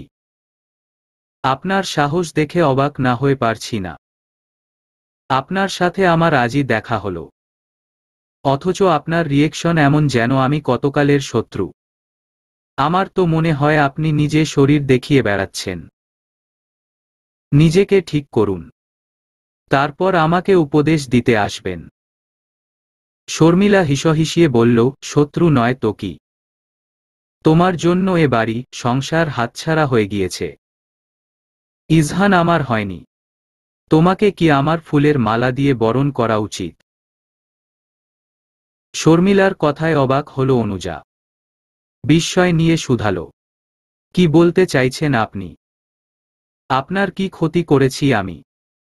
শোন মেয়ে, তোমাকে বলতে আমি বাধ্য নই, তবে শুনে রাখো, তোমার পীড়িতের স্বামীর সাথে আমার গভীর প্রেম ছিল। বিয়ে হওয়ার কথা ছিল আমার, কিন্তু হয়ে গেল তোমার সাথে। এই শরীরে নিশ্চয় বশ করেছ। শর্মিলার লাগাম ছাড়া কথায় অনুজার যেন পা থেকে মাটি সরে গেল। একটু একটু পাতালে ঢুকে যেতে লাগল সে। কি শুনল সে? পরক্ষণেই ফল কাটার ছুরিটা হাতিয়ে নিয়ে শর্মিলার উদ্দেশ্যে বলল, ছুরি দেখেছিস বজ্জাত বেহায়া মেয়ে? এসব বলতে লজ্জা করে না? এক চিমটি সম্মানও তুই ডিরজার্ভ করিস না। তোর কাছে শরীরের মূল্য নাই থাকতে পারে, কিন্তু আমার কাছে বহু মূল্যবান। আমার চোখের সামনে থেকে সরে যা, ছুরি দিয়ে কেটে টুকরো টুকরো করে ফেলব। শর্মিলা তাতে ভয় পেল বলে মনে হল না। রহস্যময়ী হাসি দিয়ে কিচেন থেকে বেরিয়ে গেল। অনুজা কাজ শেষ করে যখন রুমে এল, চোখের সামনে ভেসে উঠল ইজহানের হাসিমাখা মুখ। বিরক্তি ও রাগ যেন তরতরিয়ে বেড়ে গেল। ইজহান হয়তো কিছু বলতে চেয়েছিল, কিন্তু অনুজা থমথমে মুখ দেখে বলতে গিয়েও বলল না। অনুজা চেয়ার টেনে বসল পড়ার জন্য। কিছুক্ষণ পর অনুজা বলে উঠল, টেবিলের ওপর নীল রঙের ফাইলের মধ্যে প্রবেশপত্র, রেজিস্ট্রেশন কার্ড রাখা ছিল। সেই ফাইলটা কি আপনি কোথাও রেখেছেন? ইজহান ফোন স্ক্রুল করছিল। ফোন থেকে নজর সরিয়ে প্রত্যুত্তরে বলল, কই না তো। অন্য কোথাও রাখব কেন? ভালো করে খুঁজে দেখ। টেবিলের কোন ডয়ারে আছে নাকি? আমি ভালো করে খুঁজে তবেই আপনাকে জিজ্ঞাসা করেছি। অন্য কোথাও রাখতে পার। আলমারি, ড্রেসিং টেবিলের ডয়ারে আছে কিনা দেখ। মেট্রেসের তলায়ও থাকতে পারে। কি অদ্ভুত কথা বলছেন আপনি! এখানে সেখানে কেন রাখব? পড়াশোনার জিনিস কেন এদিক সেদিকে রাখব? যাবে কোথায়? এবার নড়েচড়ে উঠল ইজহান। নিজেই রুমের সব কোণায় খুঁজল, কিন্তু কোথাও নীল রঙা ফাইল আর প্রয়োজনীয় কাগজপত্র মিলল না। চিন্তায় অনুজার মুখ রক্তশূন্য হয়ে গেছে। এসব কাগজপত্র ছাড়া তো পরীক্ষার হলেই ঢুকতে দেবে না। ডুকরে কেঁদে উঠল অনুজা। সন্নিকটে পরীক্ষা, তার মধ্যে এ কিহেন কর্মকাণ্ড! ইজহান জিজ্ঞাসা করল, রুমে কেউ এসেছিল? আমি কোচিং থেকে ফিরে দেখলাম আপনার কাজিন বিছানার ওপর হাত পা ছড়িয়ে শুয়ে আছে। এছাড়া আর তো কাউকে দেখিনি। তাছাড়া সে যাবার সময় হাতও খালি ছিল। ইজহান চোখমুখ শক্ত করে বলল, সে কেন এ রুমে আসবে? যার তার প্রবেশ আমি পছন্দ করি না। অনুজা ফোড়ন কেটে বলল, এককালের গভীর প্রেমিকা যে সে হয় কি করে? সে তো পরম ভালোবাসার আত্মীয়, তাই না? ইজহান ঘাড় কাত করে অনুজাকে পরখ করল। কি অদ্ভুত, এই তো একটু আগে কেঁদে কেটে একাকার করে ফেলছিল, অথচ এখন কেমন আয়েশ করে খোঁচা দিচ্ছে। ইজহান প্রত্যুত্তরে বলল, কে প্রেমিকা? ঢং করেন। আপনার ছোট ফুফুর মেয়ের সাথে যে একসময় গভীর প্রেম ছিল সেটা কি ভুলে গিয়েছেন? এত ভুলোমন কেন আপনার? কোন কালে? ওর সাথে আমার সেভাবে দেখা হয়নি। দাদু থাকতে বছরে একবার গ্রামে যাওয়া হতো। দাদুমা রা যাওয়ার পর গ্রামে যাওয়া হয় না প্রায় 3 বছর হতে চলল। ওরাও আমাদের বাসায় খুব একটা আসে না। ফ্রেন্ড লিস্টে একসময় ছিল, কিন্তু ওর বেহায়া নির্লজ্জ স্বভাবের জন্য এখনো ও আমার ব্লক লিস্টে। এসব কে বলে তোমাকে? সে নিজেই বলেছে। এবং সে এটাও বলেছে আমি আপনাকে শরীর দেখিয়ে বশ করেছি। আমার জায়গায় তার থাকার কথা ছিল। আমি তার শত্রু। আর কি বলেছে ও? এরপর অনুজা শর্মিলার সাথে এ পর্যন্ত হওয়া সব কথোপকথন ইজহানকে খুলে বলল। ইজহান জিজ্ঞাসা না করলেও বলত, কেননা সে মোটেও অন্যায় সহ্য করতে রাজি নন। আর শর্মিলা তো সব সীমা অতিক্রম করে ফেলেছে। সব কথা শুনে ইজহান ক্রোধে ফুঁসতে লাগল। ইজহান হনহন করে বেরিয়ে যেতে নিলে অনুজা গিয়ে আটকাল তাকে। শান্ত স্বরে বলল, শুনুন, মাথা গরম করবেন না। রেগে গিয়ে কিছু করা বা বলা উচিত নয়। আগে আমার প্রয়োজনীয় কাগজপত্রগুলো খুঁজি, তারপর এসব নিয়ে আলোচনা করা যাবে। ইজহান অনুজার থেকে নিজেকে ছাড়িয়ে নিয়ে বলল, তুমি জানো ও কত বড় বেয়াদব। ওর মা আম্মা যখন গ্রামে থাকতেন, আব্বা তখন কলেজের শিক্ষক ছিলেন, ব্যবসা শুরু করেননি। তখন আম্মাকে কত জ্বালিয়েছে, কষ্ট দিয়েছে। তখন বুবু খুব ছোট ছিল। আমি এসব দেখিনি। আমার জন্ম এ শহরেই। তারপরও ওদের সাথে আমরা সবাই স্বাভাবিক ব্যবহার করি। ওই শর্মী আমাকে আকার ইঙ্গিতে বোঝাতে সে আমাকে পছন্দ করে। আম্মা এজন্য গ্রামে যাওয়ায় বাদ দিয়ে দিলেন। একদিন ছোট পোশাক পরে ইনবক্সে ছবি দিয়েছে। কত বড় বেশরম বুঝতে পারছো? ওর মা দাদুর মুখে চুনকালি মাখিয়ে ভেগে গিয়েছিল এক মুচির ছেলের সাথে। পরে দাদু বেঁচে থাকতেই দাদু বাড়ির পাশে ওদের একটি বাড়ি তৈরি করে দেওয়া হয়, আর চাষাবাদের জন্য কিছু জমি। আব্বু প্রত্যেক মাসে খরচ পাঠায়। ছোট কাকু, বড় ফুফু ওদের নামও শুনতে পারে না। কিন্তু আমার আব্বা তো দয়ার সাগর, ফেলতে পারেন না বোনকে। অথচ দেখ কতটা জঘন্য মনোভাব ওদের। তোমার প্রবেশপত্র, রেজিস্ট্রেশন কার্ডও নিয়েছে আমি নিশ্চিত। তুমি বইখাতা গুছিয়ে নাও, আমি আসছি এখনই। ইজহান আর দাঁড়াল না, হনহন করে বেরিয়ে গেল। অনুজাও ইজহানের পিছু নিল। ইজহান সোজা মায়ের রুমে নক দিল। ভেতর থেকে ফাতিমা বেগম বললেন, এসো। ইজহান মায়ের রুমে ঢুকেই বলল, গেস্ট রুমে গিয়ে ছোট ফুফুর ব্যাগ সার্চ কর আম্মু। রমিজউদ্দিন চেয়ারে গা এলিয়ে বসেছিলেন। ছেলের কথা শুনে অবাক হয়ে বললেন, কি যা তা বলছো? ব্যাগ কেন সার্চ করবে? কারণ আপনার ছোট বোনের আদরে বাদর হওয়া মেয়েটি অনুজার ফাইলে থাকা প্রবেশপত্র, রেজিস্ট্রেশন কার্ড ফাইল সহ হাফিজ করে ফেলেছে। তুমি সিউরও করেছে এসব। ইজহান এক এক করে সব খুলে বলল মা বাবাকে। সব শুনে ফাতিমা বেগম শুধু স্বামীর দিকে শান্ত চোখে এক পলক তাকালেন। ইজহান আবার বলা শুরু করল, আম্মা গিয়ে স্বাভাবিকভাবে বলবে, আমি অনুজাকে ওর মায়ের বাসায় রেখে আসব। সামনে পরীক্ষা, আমি চাচ্ছি না ওর পড়াশোনায় কোন ক্ষতি হোক। ফাতিমা বেগম স্বামীর উদ্দেশ্যে বলেন, আমার ঘরের বউ কেন যাবে? যদি কারো যাওয়ার হয় তবে যাবে আপনার বোন ভাগ্নি। অনেক সহ্য করেছি বেয়াদবি। আপনিই বলুন এসব কার সহ্য হয়? অতটুকু মেয়ের সাথে এ কিরূপ ব্যবহার? আপনি যদি এর যোগ্য বিচার না করেন আমি এক কাপড়ে আপনার বাড়ি ছেড়ে বেরিয়ে যাব।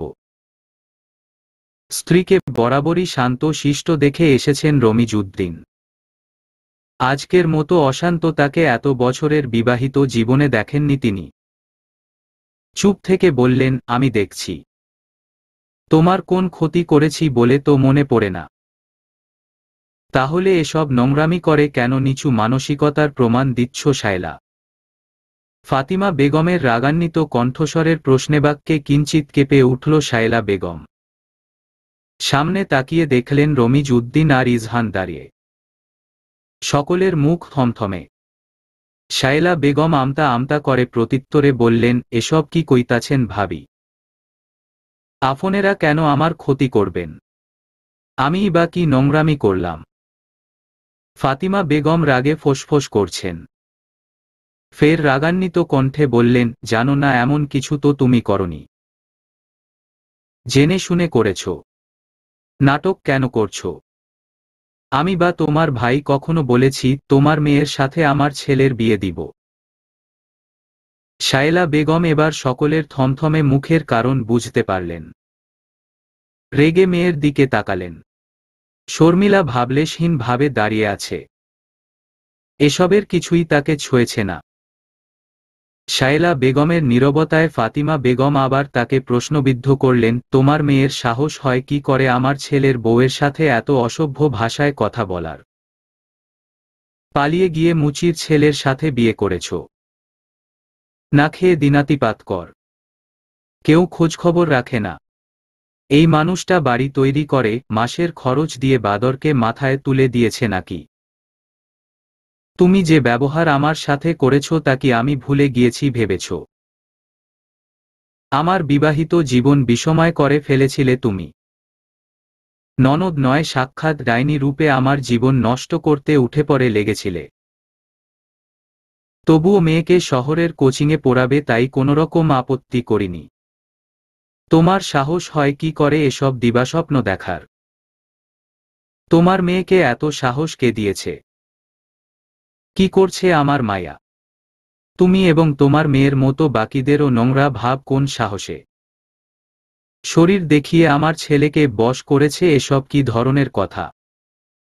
অনুজার জায়গায় তোমার মেয়ের থাকার কথা ছিল, এসব কেন বলবে সে? এত বড় সাহস ও কার থেকে পাই? শায়লা বেগম নাকমুখ কুঁচকে জবাব দিলেন, ছোট মানুষ না হয় ভুল করেই ফেলেছে, তার জন্য আপনি এভাবে বলবেন? আমার মায়ার মতো ভালো মায়া কই পাবেন আপনি? ফকিন্নির বাচ্চারে পোলার বউ কইরা আনছেন, জীবনে কিছু পাইবেন? ছোট ফুফু, আপনি সব সীমা অতিক্রম করে ফেলছেন। আম্মা, এই মহিলাকে এখনই বাড়ি থেকে তার বেয়াদব মেয়ে নিয়ে বেরিয়ে যেতে বল, না হলে আমি কি করব নিজেও জানি না। ওদের এত সাহস হয় কি করে আমার বউয়ের সম্পর্কে এমন কথা বলার? ইজহানের বজ্রকণ্ঠে শর্মিলা লাফিয়ে উঠল ভয়। এতক্ষণ নীরব দর্শকের ভূমিকা পালন করা রমিজ উদ্দিন গম্ভীর স্বরে বলে উঠলেন, চুপচাপ ব্যাগপত্র গুছিয়ে আমার বাড়ি ছেড়ে বেরিয়ে যা। অনেক হয়েছে আর না। নাকের পানি চোখের পানি এক করে শায়লা বেগম বলেন, এসব আপনি কি কইতাছেন ভাই? মা পোলার কথা শুইনা বোন ভাগ্নিকে তাড়ায় দিবেন? আল্লাহ সইবে না। কুকুরকে বেশি আদর দিতে হয় না। তুই হচ্ছিস আমার সেই বোন। আবর্জনার সাথে থেকে থেকে নিজেও আবর্জনা হয়ে গিয়েছিস, তাই যেখানে যাচ্ছিস সেখানেই দুর্গন্ধ সৃষ্টি করছিস। অন্যদের মতো যদি খোঁজখবর নেওয়া বন্ধ করে দিতাম তাহলেই বোধহয় ভালো হতো। তোর সাহস দেখে অবাক না হয়ে পারছি না। আমার বাড়িতে এসে আমারই ছেলের বউয়ের সাথে এহেন ব্যবহার করতে তোদের বাধল না? কি শিক্ষা দিয়ে মেয়েকে বড় করেছিস? ভাইজান, আপনি এমনে করে বলতে পারলেন? পারলাম। এর থেকেও কঠিন এবং কঠোর হওয়া উচিত ছিল। আমার ঘৃণা হচ্ছে, তুই আমি একই মায়ের পেটে বেড়ে উঠেছি। এখনই বেরিয়ে যা। কোনোদিনও যদি এমুখো হয়েছিস সোজা পুলিশে দিব। শর্মিলা বলে উঠল, একরত্তি মেয়ের জন্য আমাদের সাথে এমন ব্যবহার করবেন আপনারা? রসিকতা করে না হয় দুটো কথা বলেছি, তাই বলে সঙ্গে সঙ্গে সকলের কানে দিতে হবে? শহরের মেয়েদের মধ্যে শিক্ষার কোন বালাই নেই? পিছন থেকে দুপা এগিয়ে এল ইজহান। চোখ লালচে রং ধারণ করেছে। পূর্বের ন্যায় চিল্লিয়ে বলে উঠল, তোর সাহস দেখে আমি অবাক না হয়ে পারি না। এখনো মুখে মুখে তর্ক করছিস? তুই কি ভেবেছিস ইনবক্সে দেওয়া সেসব ফটো আমি কাউকে দেখাইনি? সবই আম্মা জানেন। তোর নোংরামি সম্পর্কে অবগত না করলেই নয়। অন্যকে বশ করতে শরীর বানিয়েছিস, সেটাই কর। এটা ভদ্রলোকের বাসা, কোন প্রস্টিটিউডের এখানে কোন স্থান নেই। ইজহান, তুমি চুপ কর। পিছন থেকে রমিজ উদ্দিনের শান্ত কণ্ঠে বলার কথায় দমে গেল ইজহান।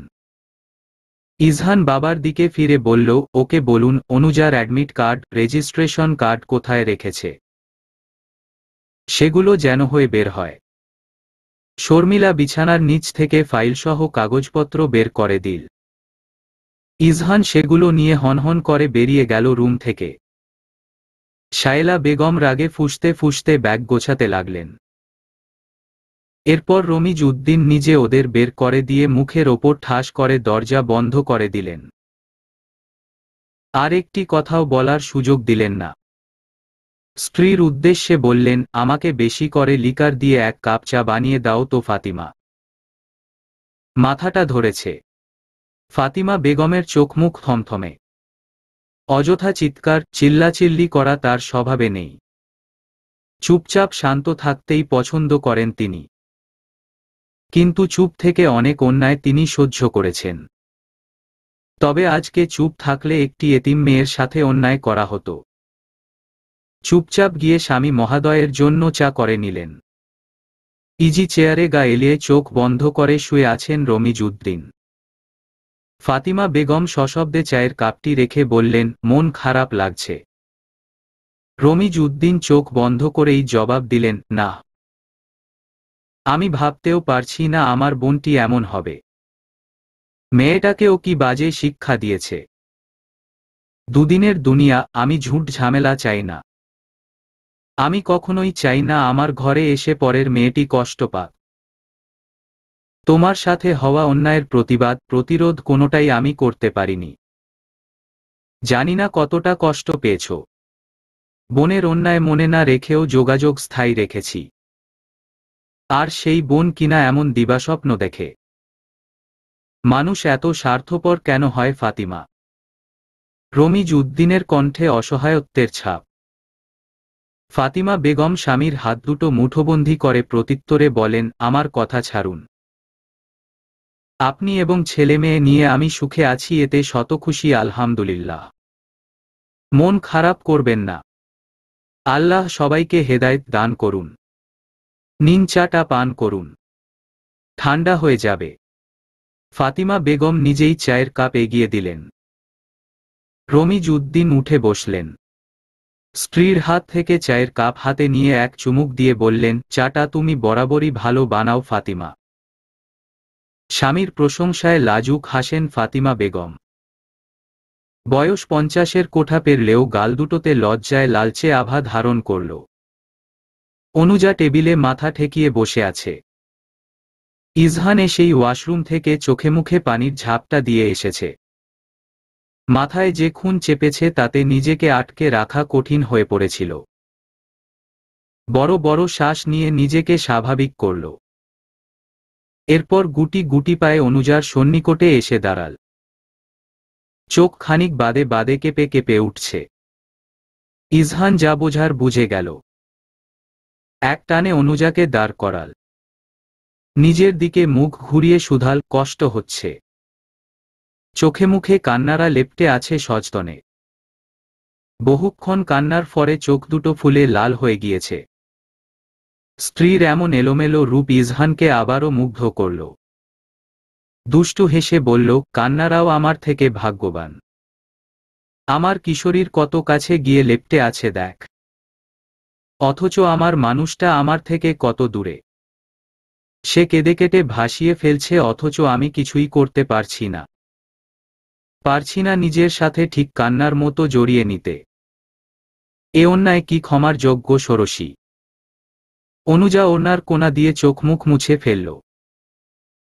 ইজহানের প্রেমময় বাক্যে পাত্তা না দিয়ে বিষণ্ণ কণ্ঠে শুধাল, আমার জন্য আজ আপনাদের নিজেদের মধ্যে এত ঝগড়া ঝামেলা হয়ে গেল। আমার খুব খারাপ লাগছে। বিশ্বাস করুন আমি এমনটা চাইনি। অনুজার এলোমেলো চুলগুলো এক হাতে ঠিক করে দিয়ে ইজহান বলে, তোমার কিছু চাইতে হবে না। কর্মফল ভোগ করেছে। এর জন্য তুমি কেন মন খারাপ করছো? কাল পরীক্ষা। এখন পড়তে বসো। আজেবাজে চিন্তা মাথাতেও আনবে না। কুকুর কামড়ালে কুকুরকে ঠিকই আমরা কামড় দিতে পারি না, কিন্তু লাঠি দিয়ে সরিয়ে কিংবা আঘাত তো করতেই পারি, তাই না? ওর এত বড় সাহস আমার বউয়ের সম্পর্কে এত বড় কথা বলে।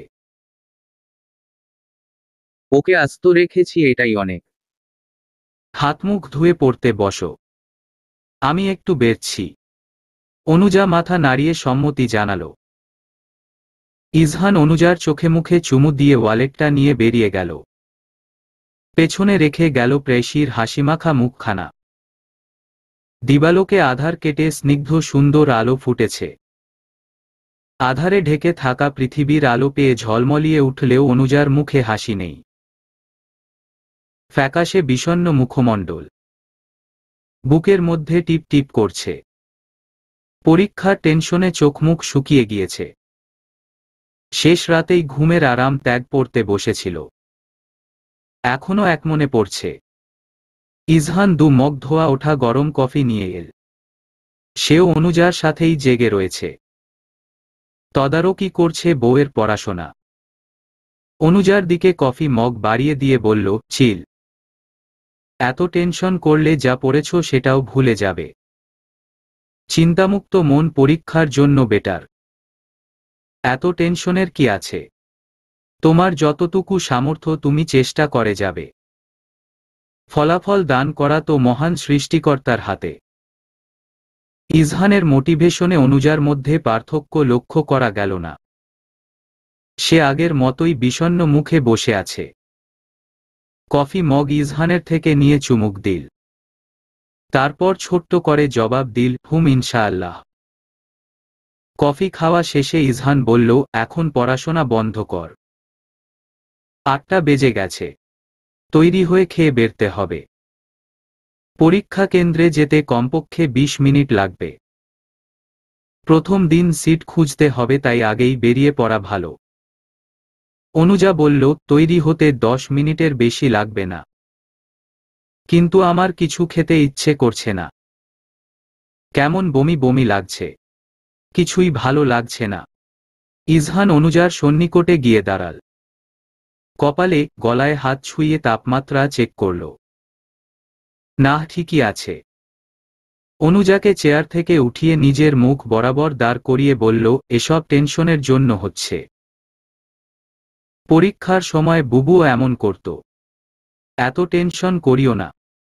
টেনশন করলেও যে প্রশ্ন আসার সেটাই আসবে, না করলেও সেটাই আসবে। তাই উচিত নয় কি মনকে ফ্রেশ রাখা?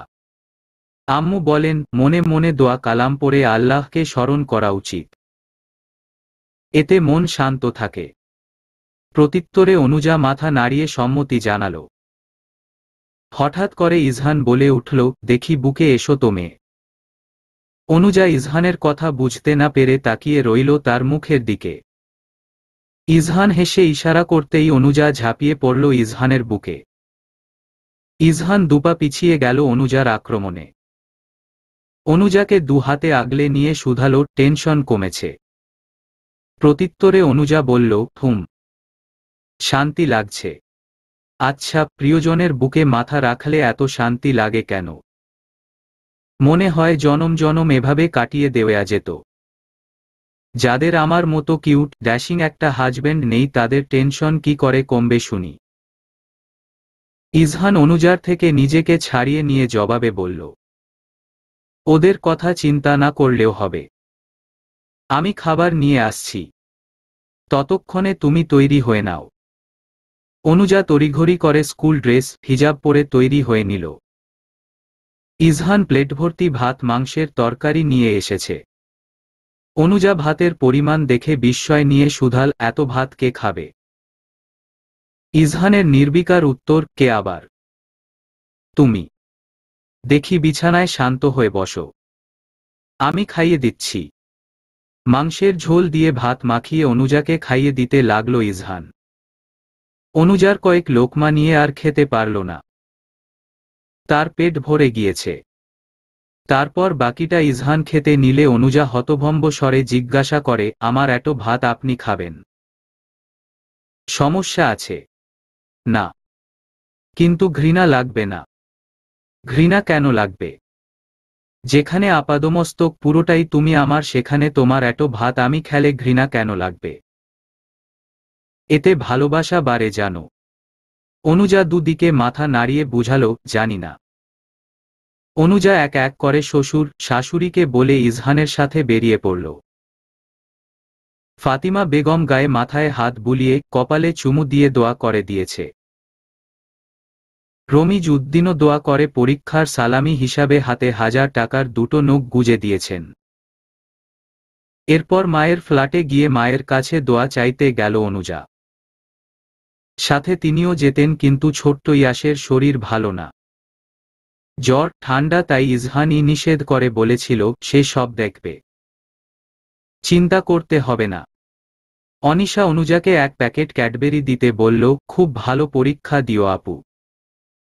অনুজা অনিশার কপালে চুমু দিয়ে বলল, দোয়া করিও আপা। আইরিন রহমান জোর করে আধ গ্লাস দুধ খাইয়ে দিলেন। ইজহান তারা দিতেই বেরিয়ে পড়ল তারা। গাড়িতে চেপে বসতেই অনুজার বই খুলে বসল। 20 মিনিটে অনেকগুলো টিকচিহ্ন পড়া যাবে। ইজহান অনুজার পাশে। ড্রাইভার মাঝারি গতিতে গাড়ি চালিয়ে গন্তব্যস্থল যাচ্ছেন। পরীক্ষা কেন্দ্রে পৌঁছাতেই ইশরাতের সাথে দেখা হয়ে গেল। ওর মায়ের সঙ্গে এসেছে। ইজহানের সাথে প্রথম আলাপ ইশরাতের আম্মুর। পরিচয় করিয়ে দিলে কুশল বিনিময় করল ইজহান। ভেতরে ঢোকার মিনিট খানিক আগে মুশফিকা এসে পৌঁছাল। দুটো বড় সাইজের ক্যাডবেরি অনুজা ও ইশরাতের হাতে দিয়ে বলল, শুভকামনা রইল প্রিয়রা। ইনশাআল্লাহ ভালো হবে পরীক্ষা। তারপর সকলের চোখ এড়িয়ে ইশরাতে কানে কানে বলল, শুভকামনা রইল আমার দেবরের পক্ষ থেকে। টেনশন করো না। ইশরাত হতভম্ব। অবাক চোখে তাকাতেই মুশফিকা হেসে ইশারা করতেই ইশরাতের চোখে পড়ল রোদ চশমায় আটা শ্যামবর্ণের সেই গম্ভীর মুখখানা। রক্ত ছলকে উঠল যেন। বেশিক্ষণ দেখা হলো না তার। ঘণ্টার আওয়াজ কানে বাজতেই তড়িঘড়ি করে ভেতরে ঢুকে পড়তে হলো। প্রবাদে আছে, সময় ও স্রোত কারো জন্য অপেক্ষা করে না। সময় এবং পানির স্রোত দুইই বয়ে চলে তার আপন গতিতে। প্রকৃতির কোন পরিবর্তনই তাদের থামাতে পারে না। তেমনি ইজহান অনুজা দম্পতির জীবন থেকে কেটে গিয়েছে 6টি মাস। সময়ের সাথে ব্যস্ততা বেড়েছে ইজহানের জীবনে। সে এখন 23-এর তাগড়া যুবক। পুষ্ট শরীর। পড়াশোনার পাশাপাশি বাবার ব্যবসায়ের হালও কিছু ধরেছে। এমনিতেই সে পড়াশোনা শেষে বাবার ব্যবসায়ের দেখাশোনা করত। কিন্তু দায়িত্ব যখন ক্যারিয়ার গড়ার আগেই ঘাড়ে এসে পড়েছে, তাই বেকার বসে না থেকে বাবার কাজে সাহায্য সহযোগিতা করছে। রমিজ উদ্দিন অবশ্য নিষেধ করেছিলেন, কিন্তু ইজহান তার সিদ্ধান্তে অনড়। সে বাবার ছেলের তার পয়সায় খেতেই পারে, কিন্তু স্ত্রীসহ তো নয়। নিজের উপার্জিত অর্থে প্রেয়সীর জন্য কিছু কেনার আনন্দ দুনিয়াতে আর খুঁজে পাওয়া যায় না। অনুজাও এগিয়ে চলেছে সময়ের তালে। সে এখন ষোড়শী কিশোরী থেকে 17তে গিয়ে ঠেকেছে। মাধ্যমিকের গণ্ডি পেরিয়ে পা দিয়েছে উচ্চ মাধ্যমিকে। পড়াশোনা, সংসার দুটোই সমান গতিতে এগিয়ে নিয়ে যাচ্ছে। ব্যস্ততা তার খুব কম নয়। স্বামী স্ত্রীর মধ্যে ভাব ভালোবাসা যেমন আকাশ ছোঁয়া, তেমনি ঝগড়াও কিছু কম হয় না। আজ আরই কাল ভাব। সম্পর্ক এখন আপনি থেকে তুমিতে গড়িয়েছে। কিন্তু গতরাতে হওয়া ঝগড়ার তীব্রতা খানিকটা বেশিই ছিল। ফলস্বরূপ অনুজা এখন মায়ের বাসায় অবস্থান করছে। ইজহান সন্ধ্যায় বাসায় ফিরে সারা বাসা এক চক্কর দেওয়ার পরেও কোথাও অনুজা নামক মেয়েটির ছায়া দেখতে পেল না। বুঝতে অসুবিধা হল না তার কিশোরী রেগে পিত্রালয়ে গিয়ে অবস্থান করেছে। অনুজা বাসায় নেই জেনেও চুপ রইল ইজহান। পাছে মা ঝগড়ার বিষয়ে কিছু জেনে যান। স্বামী স্ত্রীর মধ্যকার ঝুট ঝামেলা নিজেদের মধ্যে রাখাই উত্তম মনে করে ইজহান। বাসায় ফাতিমা বেগম, জামিলার বাসায় থাকলেও ইজহানের নিজেকে একেবারেই একা নিঃসঙ্গ লাগছে। মনে হচ্ছে খুব মূল্যবান কিছুর অনুপস্থিত। জানা থাকলে তার ঘর মন দুটোই শূন্য মৃত্যুপ্রায়। মাগরিবের নামাজ শেষে মন খারাপ করে রুমে বসে ছিল ইজহান। ফাতিমা বেগম চায়ের কাপ নিয়ে এলেন ছেলের রুমে। ছেলের মন খারাপে ঠোঁট এলিয়ে আসলেন তিনি। একবেলা বউ নেই, ছেলের মুখ শুকিয়ে আমসত্ব হয়ে গিয়েছে। ধোয়া ওঠা গরম চায়ের কাপ ছেলের দিকে বাড়িয়ে দিয়ে বললেন, নিয়ে এলেই হয়। শুধু শুধু মন খারাপের কোন দরকার আছে? যাকে ছাড়া আমার ছেলের একবেলা চলে না তার সাথে মিছে ঝগড়া কেন হোক? মায়ের থেকে হাত বাড়িয়ে কাপ নিয়ে লাজুক হাসে ইজহান। জাহমা ঠিক পেয়ে গেলেন তবে। ফাতিমা বেগম বলেন, সম্পর্কে মান অভিমান থাকবে এটাও খুব অস্বাভাবিক কিছু নয়। সব সম্পর্কেই হয়। যেখানে ভাব ভালোবাসা বিদ্যমান সেখানেই ঝুট ঝামেলা। কিন্তু বাবা, সবসময় মনে রাখতে হবে রাগের বশে কখনো এমন কথা বলা যাবে না যে কথায় সঙ্গিনীর মন ভাঙে। তবে অনুজা কিন্তু ভারী বুদ্ধিমান। মায়ের কাছে যাওয়ার সময় এমনভাবে গেল যেন সে খুব খুশি। ঝগড়ার ছিটে ফোঁটাও তার মধ্যে নেই। আমার কাছে অনুমতি তবে গিয়েছে। আমি বলি কি, যাও, গিয়ে আমার ঘরের আলোকে নিয়ে এস। ইজহান শুকনো কণ্ঠে বলল, আমি গেলেই কি সে আসবে? গিয়েই দেখ। প্রিয় মানুষের মুখ দেখলে পৃথিবীর কোন মেয়ে মানুষ রাগ ধরে রাখতে পারে না? যেটা থাকে ওটা মিথ্যা। আর মুখ শুকনো করে থাকতে হবে না। যাও এখন। ফাতিমা বেগম ছেলেকে তাড়া দিয়ে বেরিয়ে গেলেন। ইজহান তড়িঘড়ি করে পরনের টি শার্ট বদলে সফেদ রঙা একটা নতুন টি শার্ট গায়ে জোড়াল। এই টি শার্টটি অনুজার খুব পছন্দের। গায়ে সুগন্ধি আতর মেখে শাশুড়ির বাসার দিকে রওনা হল।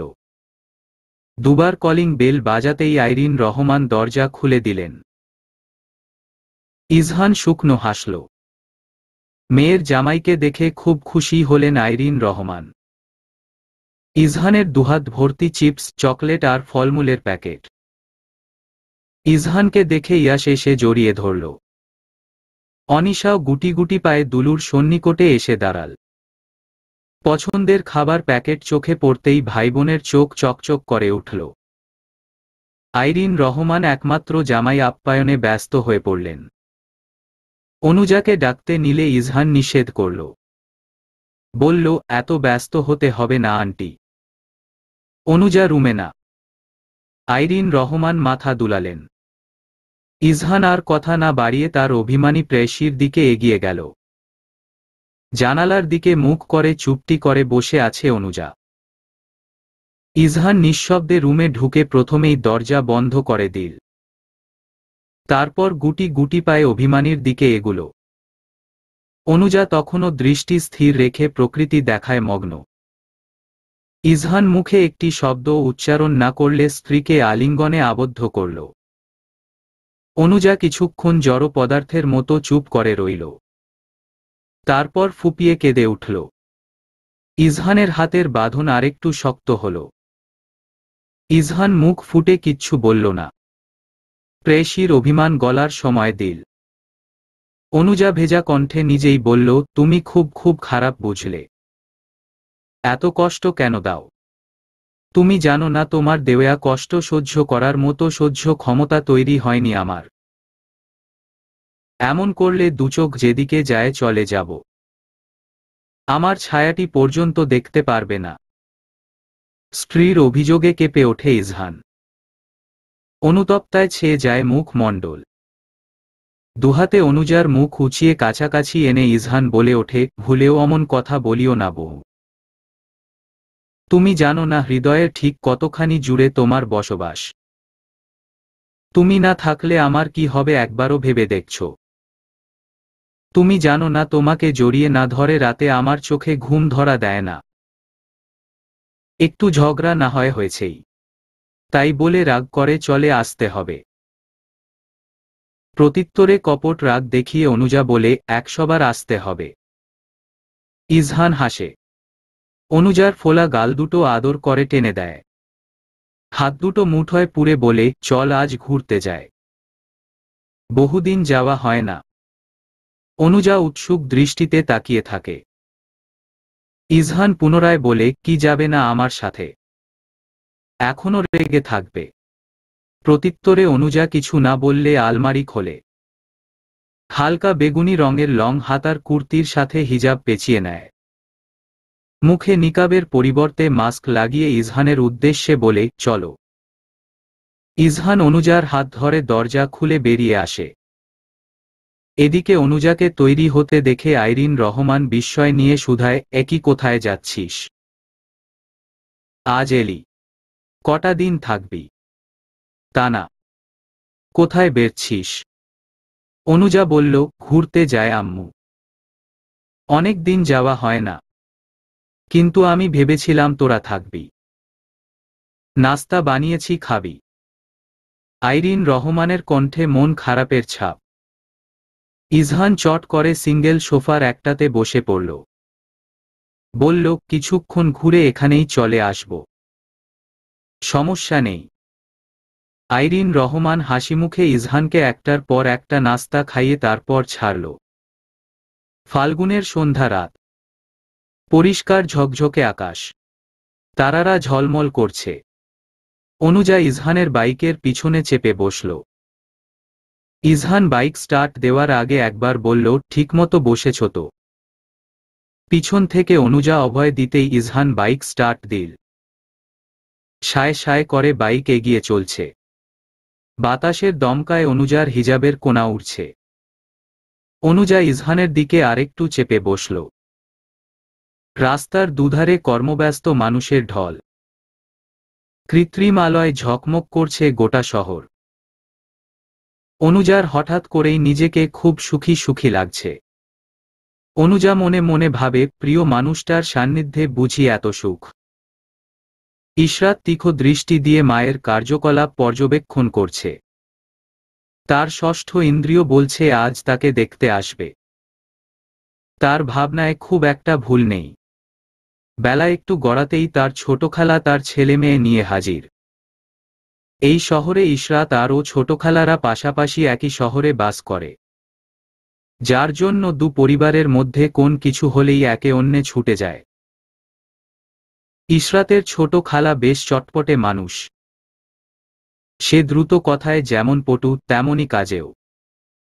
ইশরাত ব্যালকনি গিয়ে লক্ষ্য করল তার মহামান্য পিতা দুহাত ভর্তি বাজার নিয়ে ফিরছেন। ইশরাতে চোখে অশ্রুকণা ভর করেছে। মনের মধ্যে স্পষ্ট হাহাকারের শব্দ। এটা ঠিক তার কারো সাথে প্রেমের সম্পর্ক নেই, কিন্তু সেই সাথে এটাও তো সে অস্বীকার করতে পারে না কোনোরকম মন দেওয়া নেওয়ার সম্পর্কে না জড়িয়েই আইমানকে কে সে মন দিয়ে বসে আছে। ওই গম্ভীর শ্যামবর্ণের সুদর্শন মুখখানা যে তার মনে একেবারে সেটে গিয়েছে। ভুলবে কি করে সে? মানুষটার দূর থেকে করা যত্ন, হুটহাট পার্সেলের সাথে খুব যত্ন নিয়ে লেখা দু লাইনের প্রেমময় চিরকুট, সেসব কি করে অস্বীকার করবে সে? কিন্তু বাবা মাকে ইবা সে কি বলবে? অজানা আশঙ্কায় হৃদয় কেঁপে ওঠে ইশরাতের। সে যে আইমান নামক পুরুষটাকে একটু বেশি ভালোবাসে সেটা বুঝতে তার একটুও সময় লাগে না। শান্তি করে মন খারাপটাও করা হলো না ইশরাতের। এর মধ্যেই তার ছোট খালা প্লেট ভর্তি গরম খিচুড়ি নিয়ে এসে হাজির। ঝরঝরে অথচ নরম খিচুড়ি ইশরাতে ভীষণ প্রিয়। সাথে ডিম ভাজি হলে তো কথাই নেই। ইশরাতকে কিছু বলার সুযোগ না দিয়ে ভাত নলা পাকিয়ে ইশরাতকে খাইয়ে দিতে লাগলেন ছোট খালা। সাথে সমানতালে বকবক করছেন। অতিরিক্ত কথা বলার জন্য ইশরাত তার ছোট খালাকে এড়িয়ে চলতে পছন্দ করে, কিন্তু সে যতই এড়িয়ে চলুক তার ছোট খালা ঠিক ততই চিপকে থাকেন সঙ্গ পেলেই। ইশরাতের মাঝে মাঝে মনে হয় ছোট খালা তার নিজের ছেলেমেয়ের থেকেও বেশি তাকে ভালোবাসে। যত্ন আদরের কোন কমতি রাখেন না। মন খারাপে আজ ইশরাতের পেট এমনিতেই ফুলে ফেপে আছে। বেশি খাবার তার পেটে জায়গা হবে না। খাবার গালে থাকা অবস্থায় অস্পষ্ট স্বরে বলে উঠল, আর খেতে পারবো না খালামনি, পেট ভরে গিয়েছে। বেশ পারবি। না খেয়ে চেহারার কি হাল করেছে মেয়ে। বলি, তোর মা কোন খেয়ালে থাকে? হ্যাঁ, মেয়ের চোখ মুখ শুকিয়ে যে কাঠ হয়ে গিয়েছে সে খেয়াল আছে তার। উঠতি বয়স, ভাত খাবি 2 প্লেট। তা না 2 লোকমা ভাতে তার পেট ভরে আছে। আমি কোন কথা শুনব না? পুরোটা খেতে হবে না। আজ বাড়িতে খুব ব্যস্ততা। এখন ভালো মেয়ের মতো সবটা খাতো। ইশরাতের দুটো বাক্যের পিঠে ছোট খালার একগাদা কথায় ইশরাত দমে গেল। চুপচাপ খাবার গিলতে লাগল। ছোট খালা খাইয়ে যেতেই ইশরাত হাঁপ ছেড়ে বাঁচল। দরজা আটকে তার প্রিয় ডায়েরি নিয়ে বসল। প্রিয় মানুষের দেওয়া প্রথম উপহার ছিল এটা। হয়তো আজই সেই মানুষটাকে নিয়ে শেষ লেখা হবে এটা। যদি সত্যি তার মনের ভাবনাগুলো সত্যি হয় তাহলে এ মূল্যবান উপহারগুলো আগুনে পুড়িয়ে ফেলা ছাড়া উপায় কোথায়? টপটপ করে চোখের কার্নিশ বেয়ে অশ্রু গড়িয়ে পড়ছে। ভিজে যাচ্ছে ডায়েরির সাদা পাতা। নিজের অসহায়ত্বের কথা কাউকে বলতেও পারছে না। আর বলেও বা লাভ কি? গভীর ধ্যানে মগ্ন হয়ে ইশরাত কলমের আঁচড়ে ফুটিয়ে তুলছিল ডায়েরির সাদা পৃষ্ঠা। হঠাৎ দরজায় করাঘাতে লেখায় মনোযোগ ক্ষুণ্ণ হল। বিরক্ত হল সে। কে আসল আবার? পরপর করাঘাতের শব্দে ইশরাত দরজা খুলতেই চোখে পড়ল অনুজার হাসি হাসি মুখখানা। অনুজাকে দেখে কিছুটা হলেও শান্তি লাগল ইশরাতের। টেনে ভিতরে নিয়ে আসল অনুজাকে। গভীর আগ্রহ নিয়ে শুধালো, সত্যি করে বল তো অনু, বাড়িতে কি হচ্ছে? আমার মন বলছে দেখতে আসবে আজ। কিন্তু কে আসবে, কেন আসবে আমার মাথায় ঢুকছে না। আম্মু আব্বু হঠাৎ আমার বিয়ে নিয়ে এত পড়লেন কেন? আমার কিচ্ছু ভালো লাগছে না অনু। তুই তো সব জানিস। অনুজার মধ্যে কোন হেলদোল লক্ষ্য করা গেল না। সে খুশি মনে বলল, চিন্তার কিছু নেই। মেয়ে বড় হলে পাত্রপক্ষ দেখতে আসবে, সেটাই স্বাভাবিক। আন্টি বললেন পছন্দ হলে আজই বিয়ে পড়িয়ে দিবেন। ইশরাত রাগে খামচে ধরল অনুজার হাত। অনুজা ব্যথায় নাকমুখ কুঁচকে বলল, কি করছিস?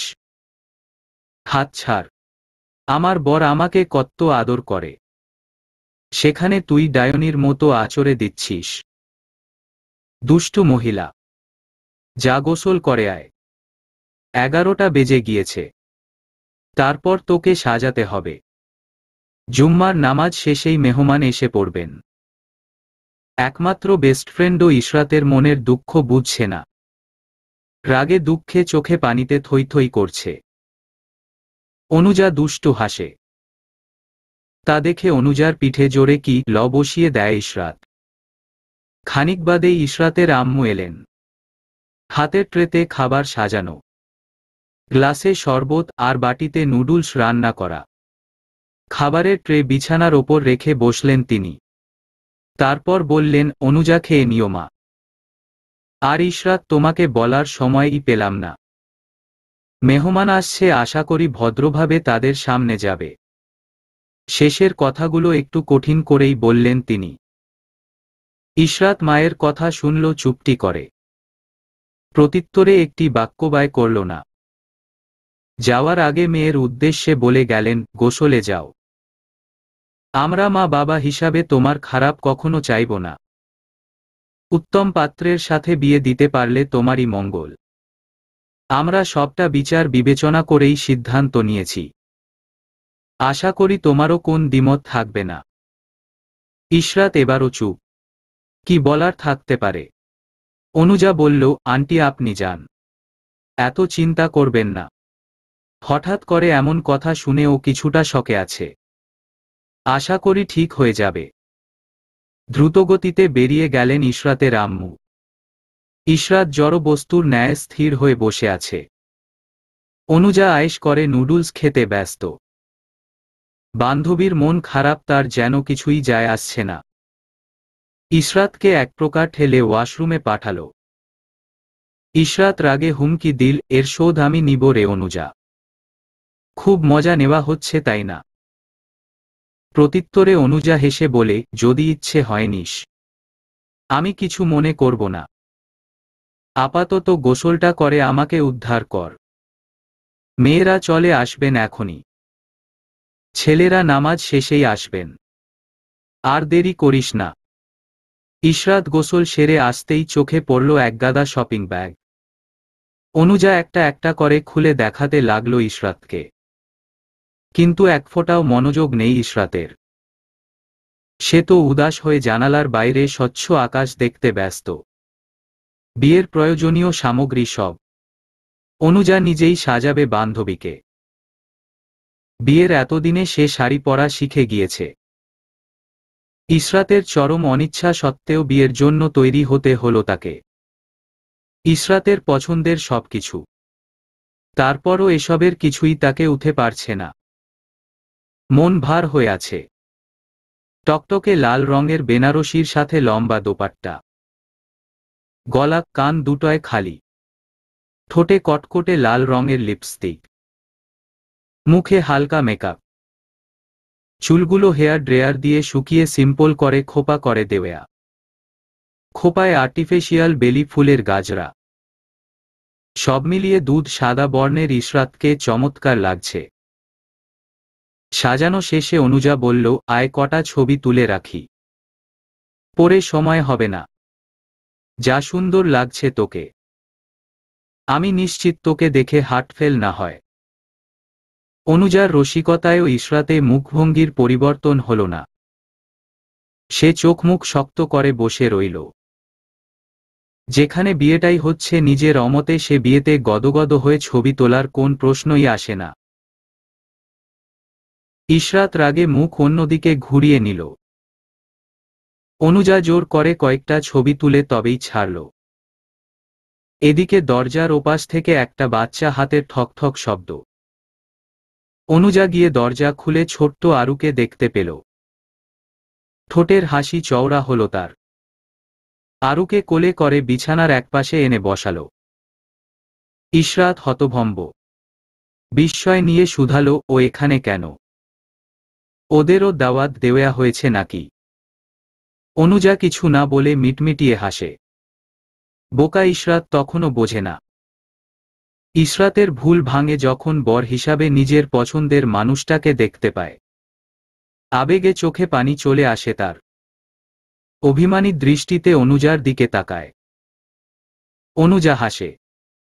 ইশরাতের চোখে পানি, মুখে হাসি। আইমানের পাশে নিয়ে বসায় ইশরাতকে। কবুল বলার সময় একটুও সময় না নিয়ে পরপর 3 বার কবুল বলে ইশরাত। পরে নিজেই লজ্জা পায়। আবেগে জ্ঞান হারিয়ে ফেলেছে সে। চারপাশ অবলোকন করে বুঝল অনুষ্ঠান ঘরোয়া হলেও আয়োজনের কমতি নেই।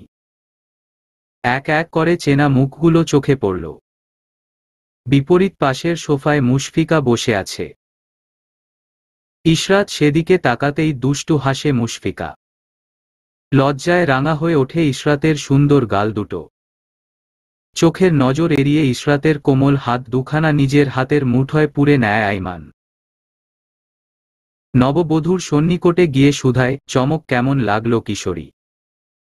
লাজুক হাসে ইশরাত, কিন্তু মুখ ফুটে বলে, খুবই বাজে। খুব কষ্ট দিয়েছেন আমাকে। ইশরাতের হাত দুটো শক্ত করে ধরে আইমান বলে, ভালো কিছু পেতে হলে এইটুকু কষ্ট তো করতেই হবে, তাই না? অবশেষে তুমি একমাত্রই আমার হলে। আলহামদুলিল্লাহ। ইশরাতও মৃদুস্বরে বলে, আলহামদুলিল্লাহ।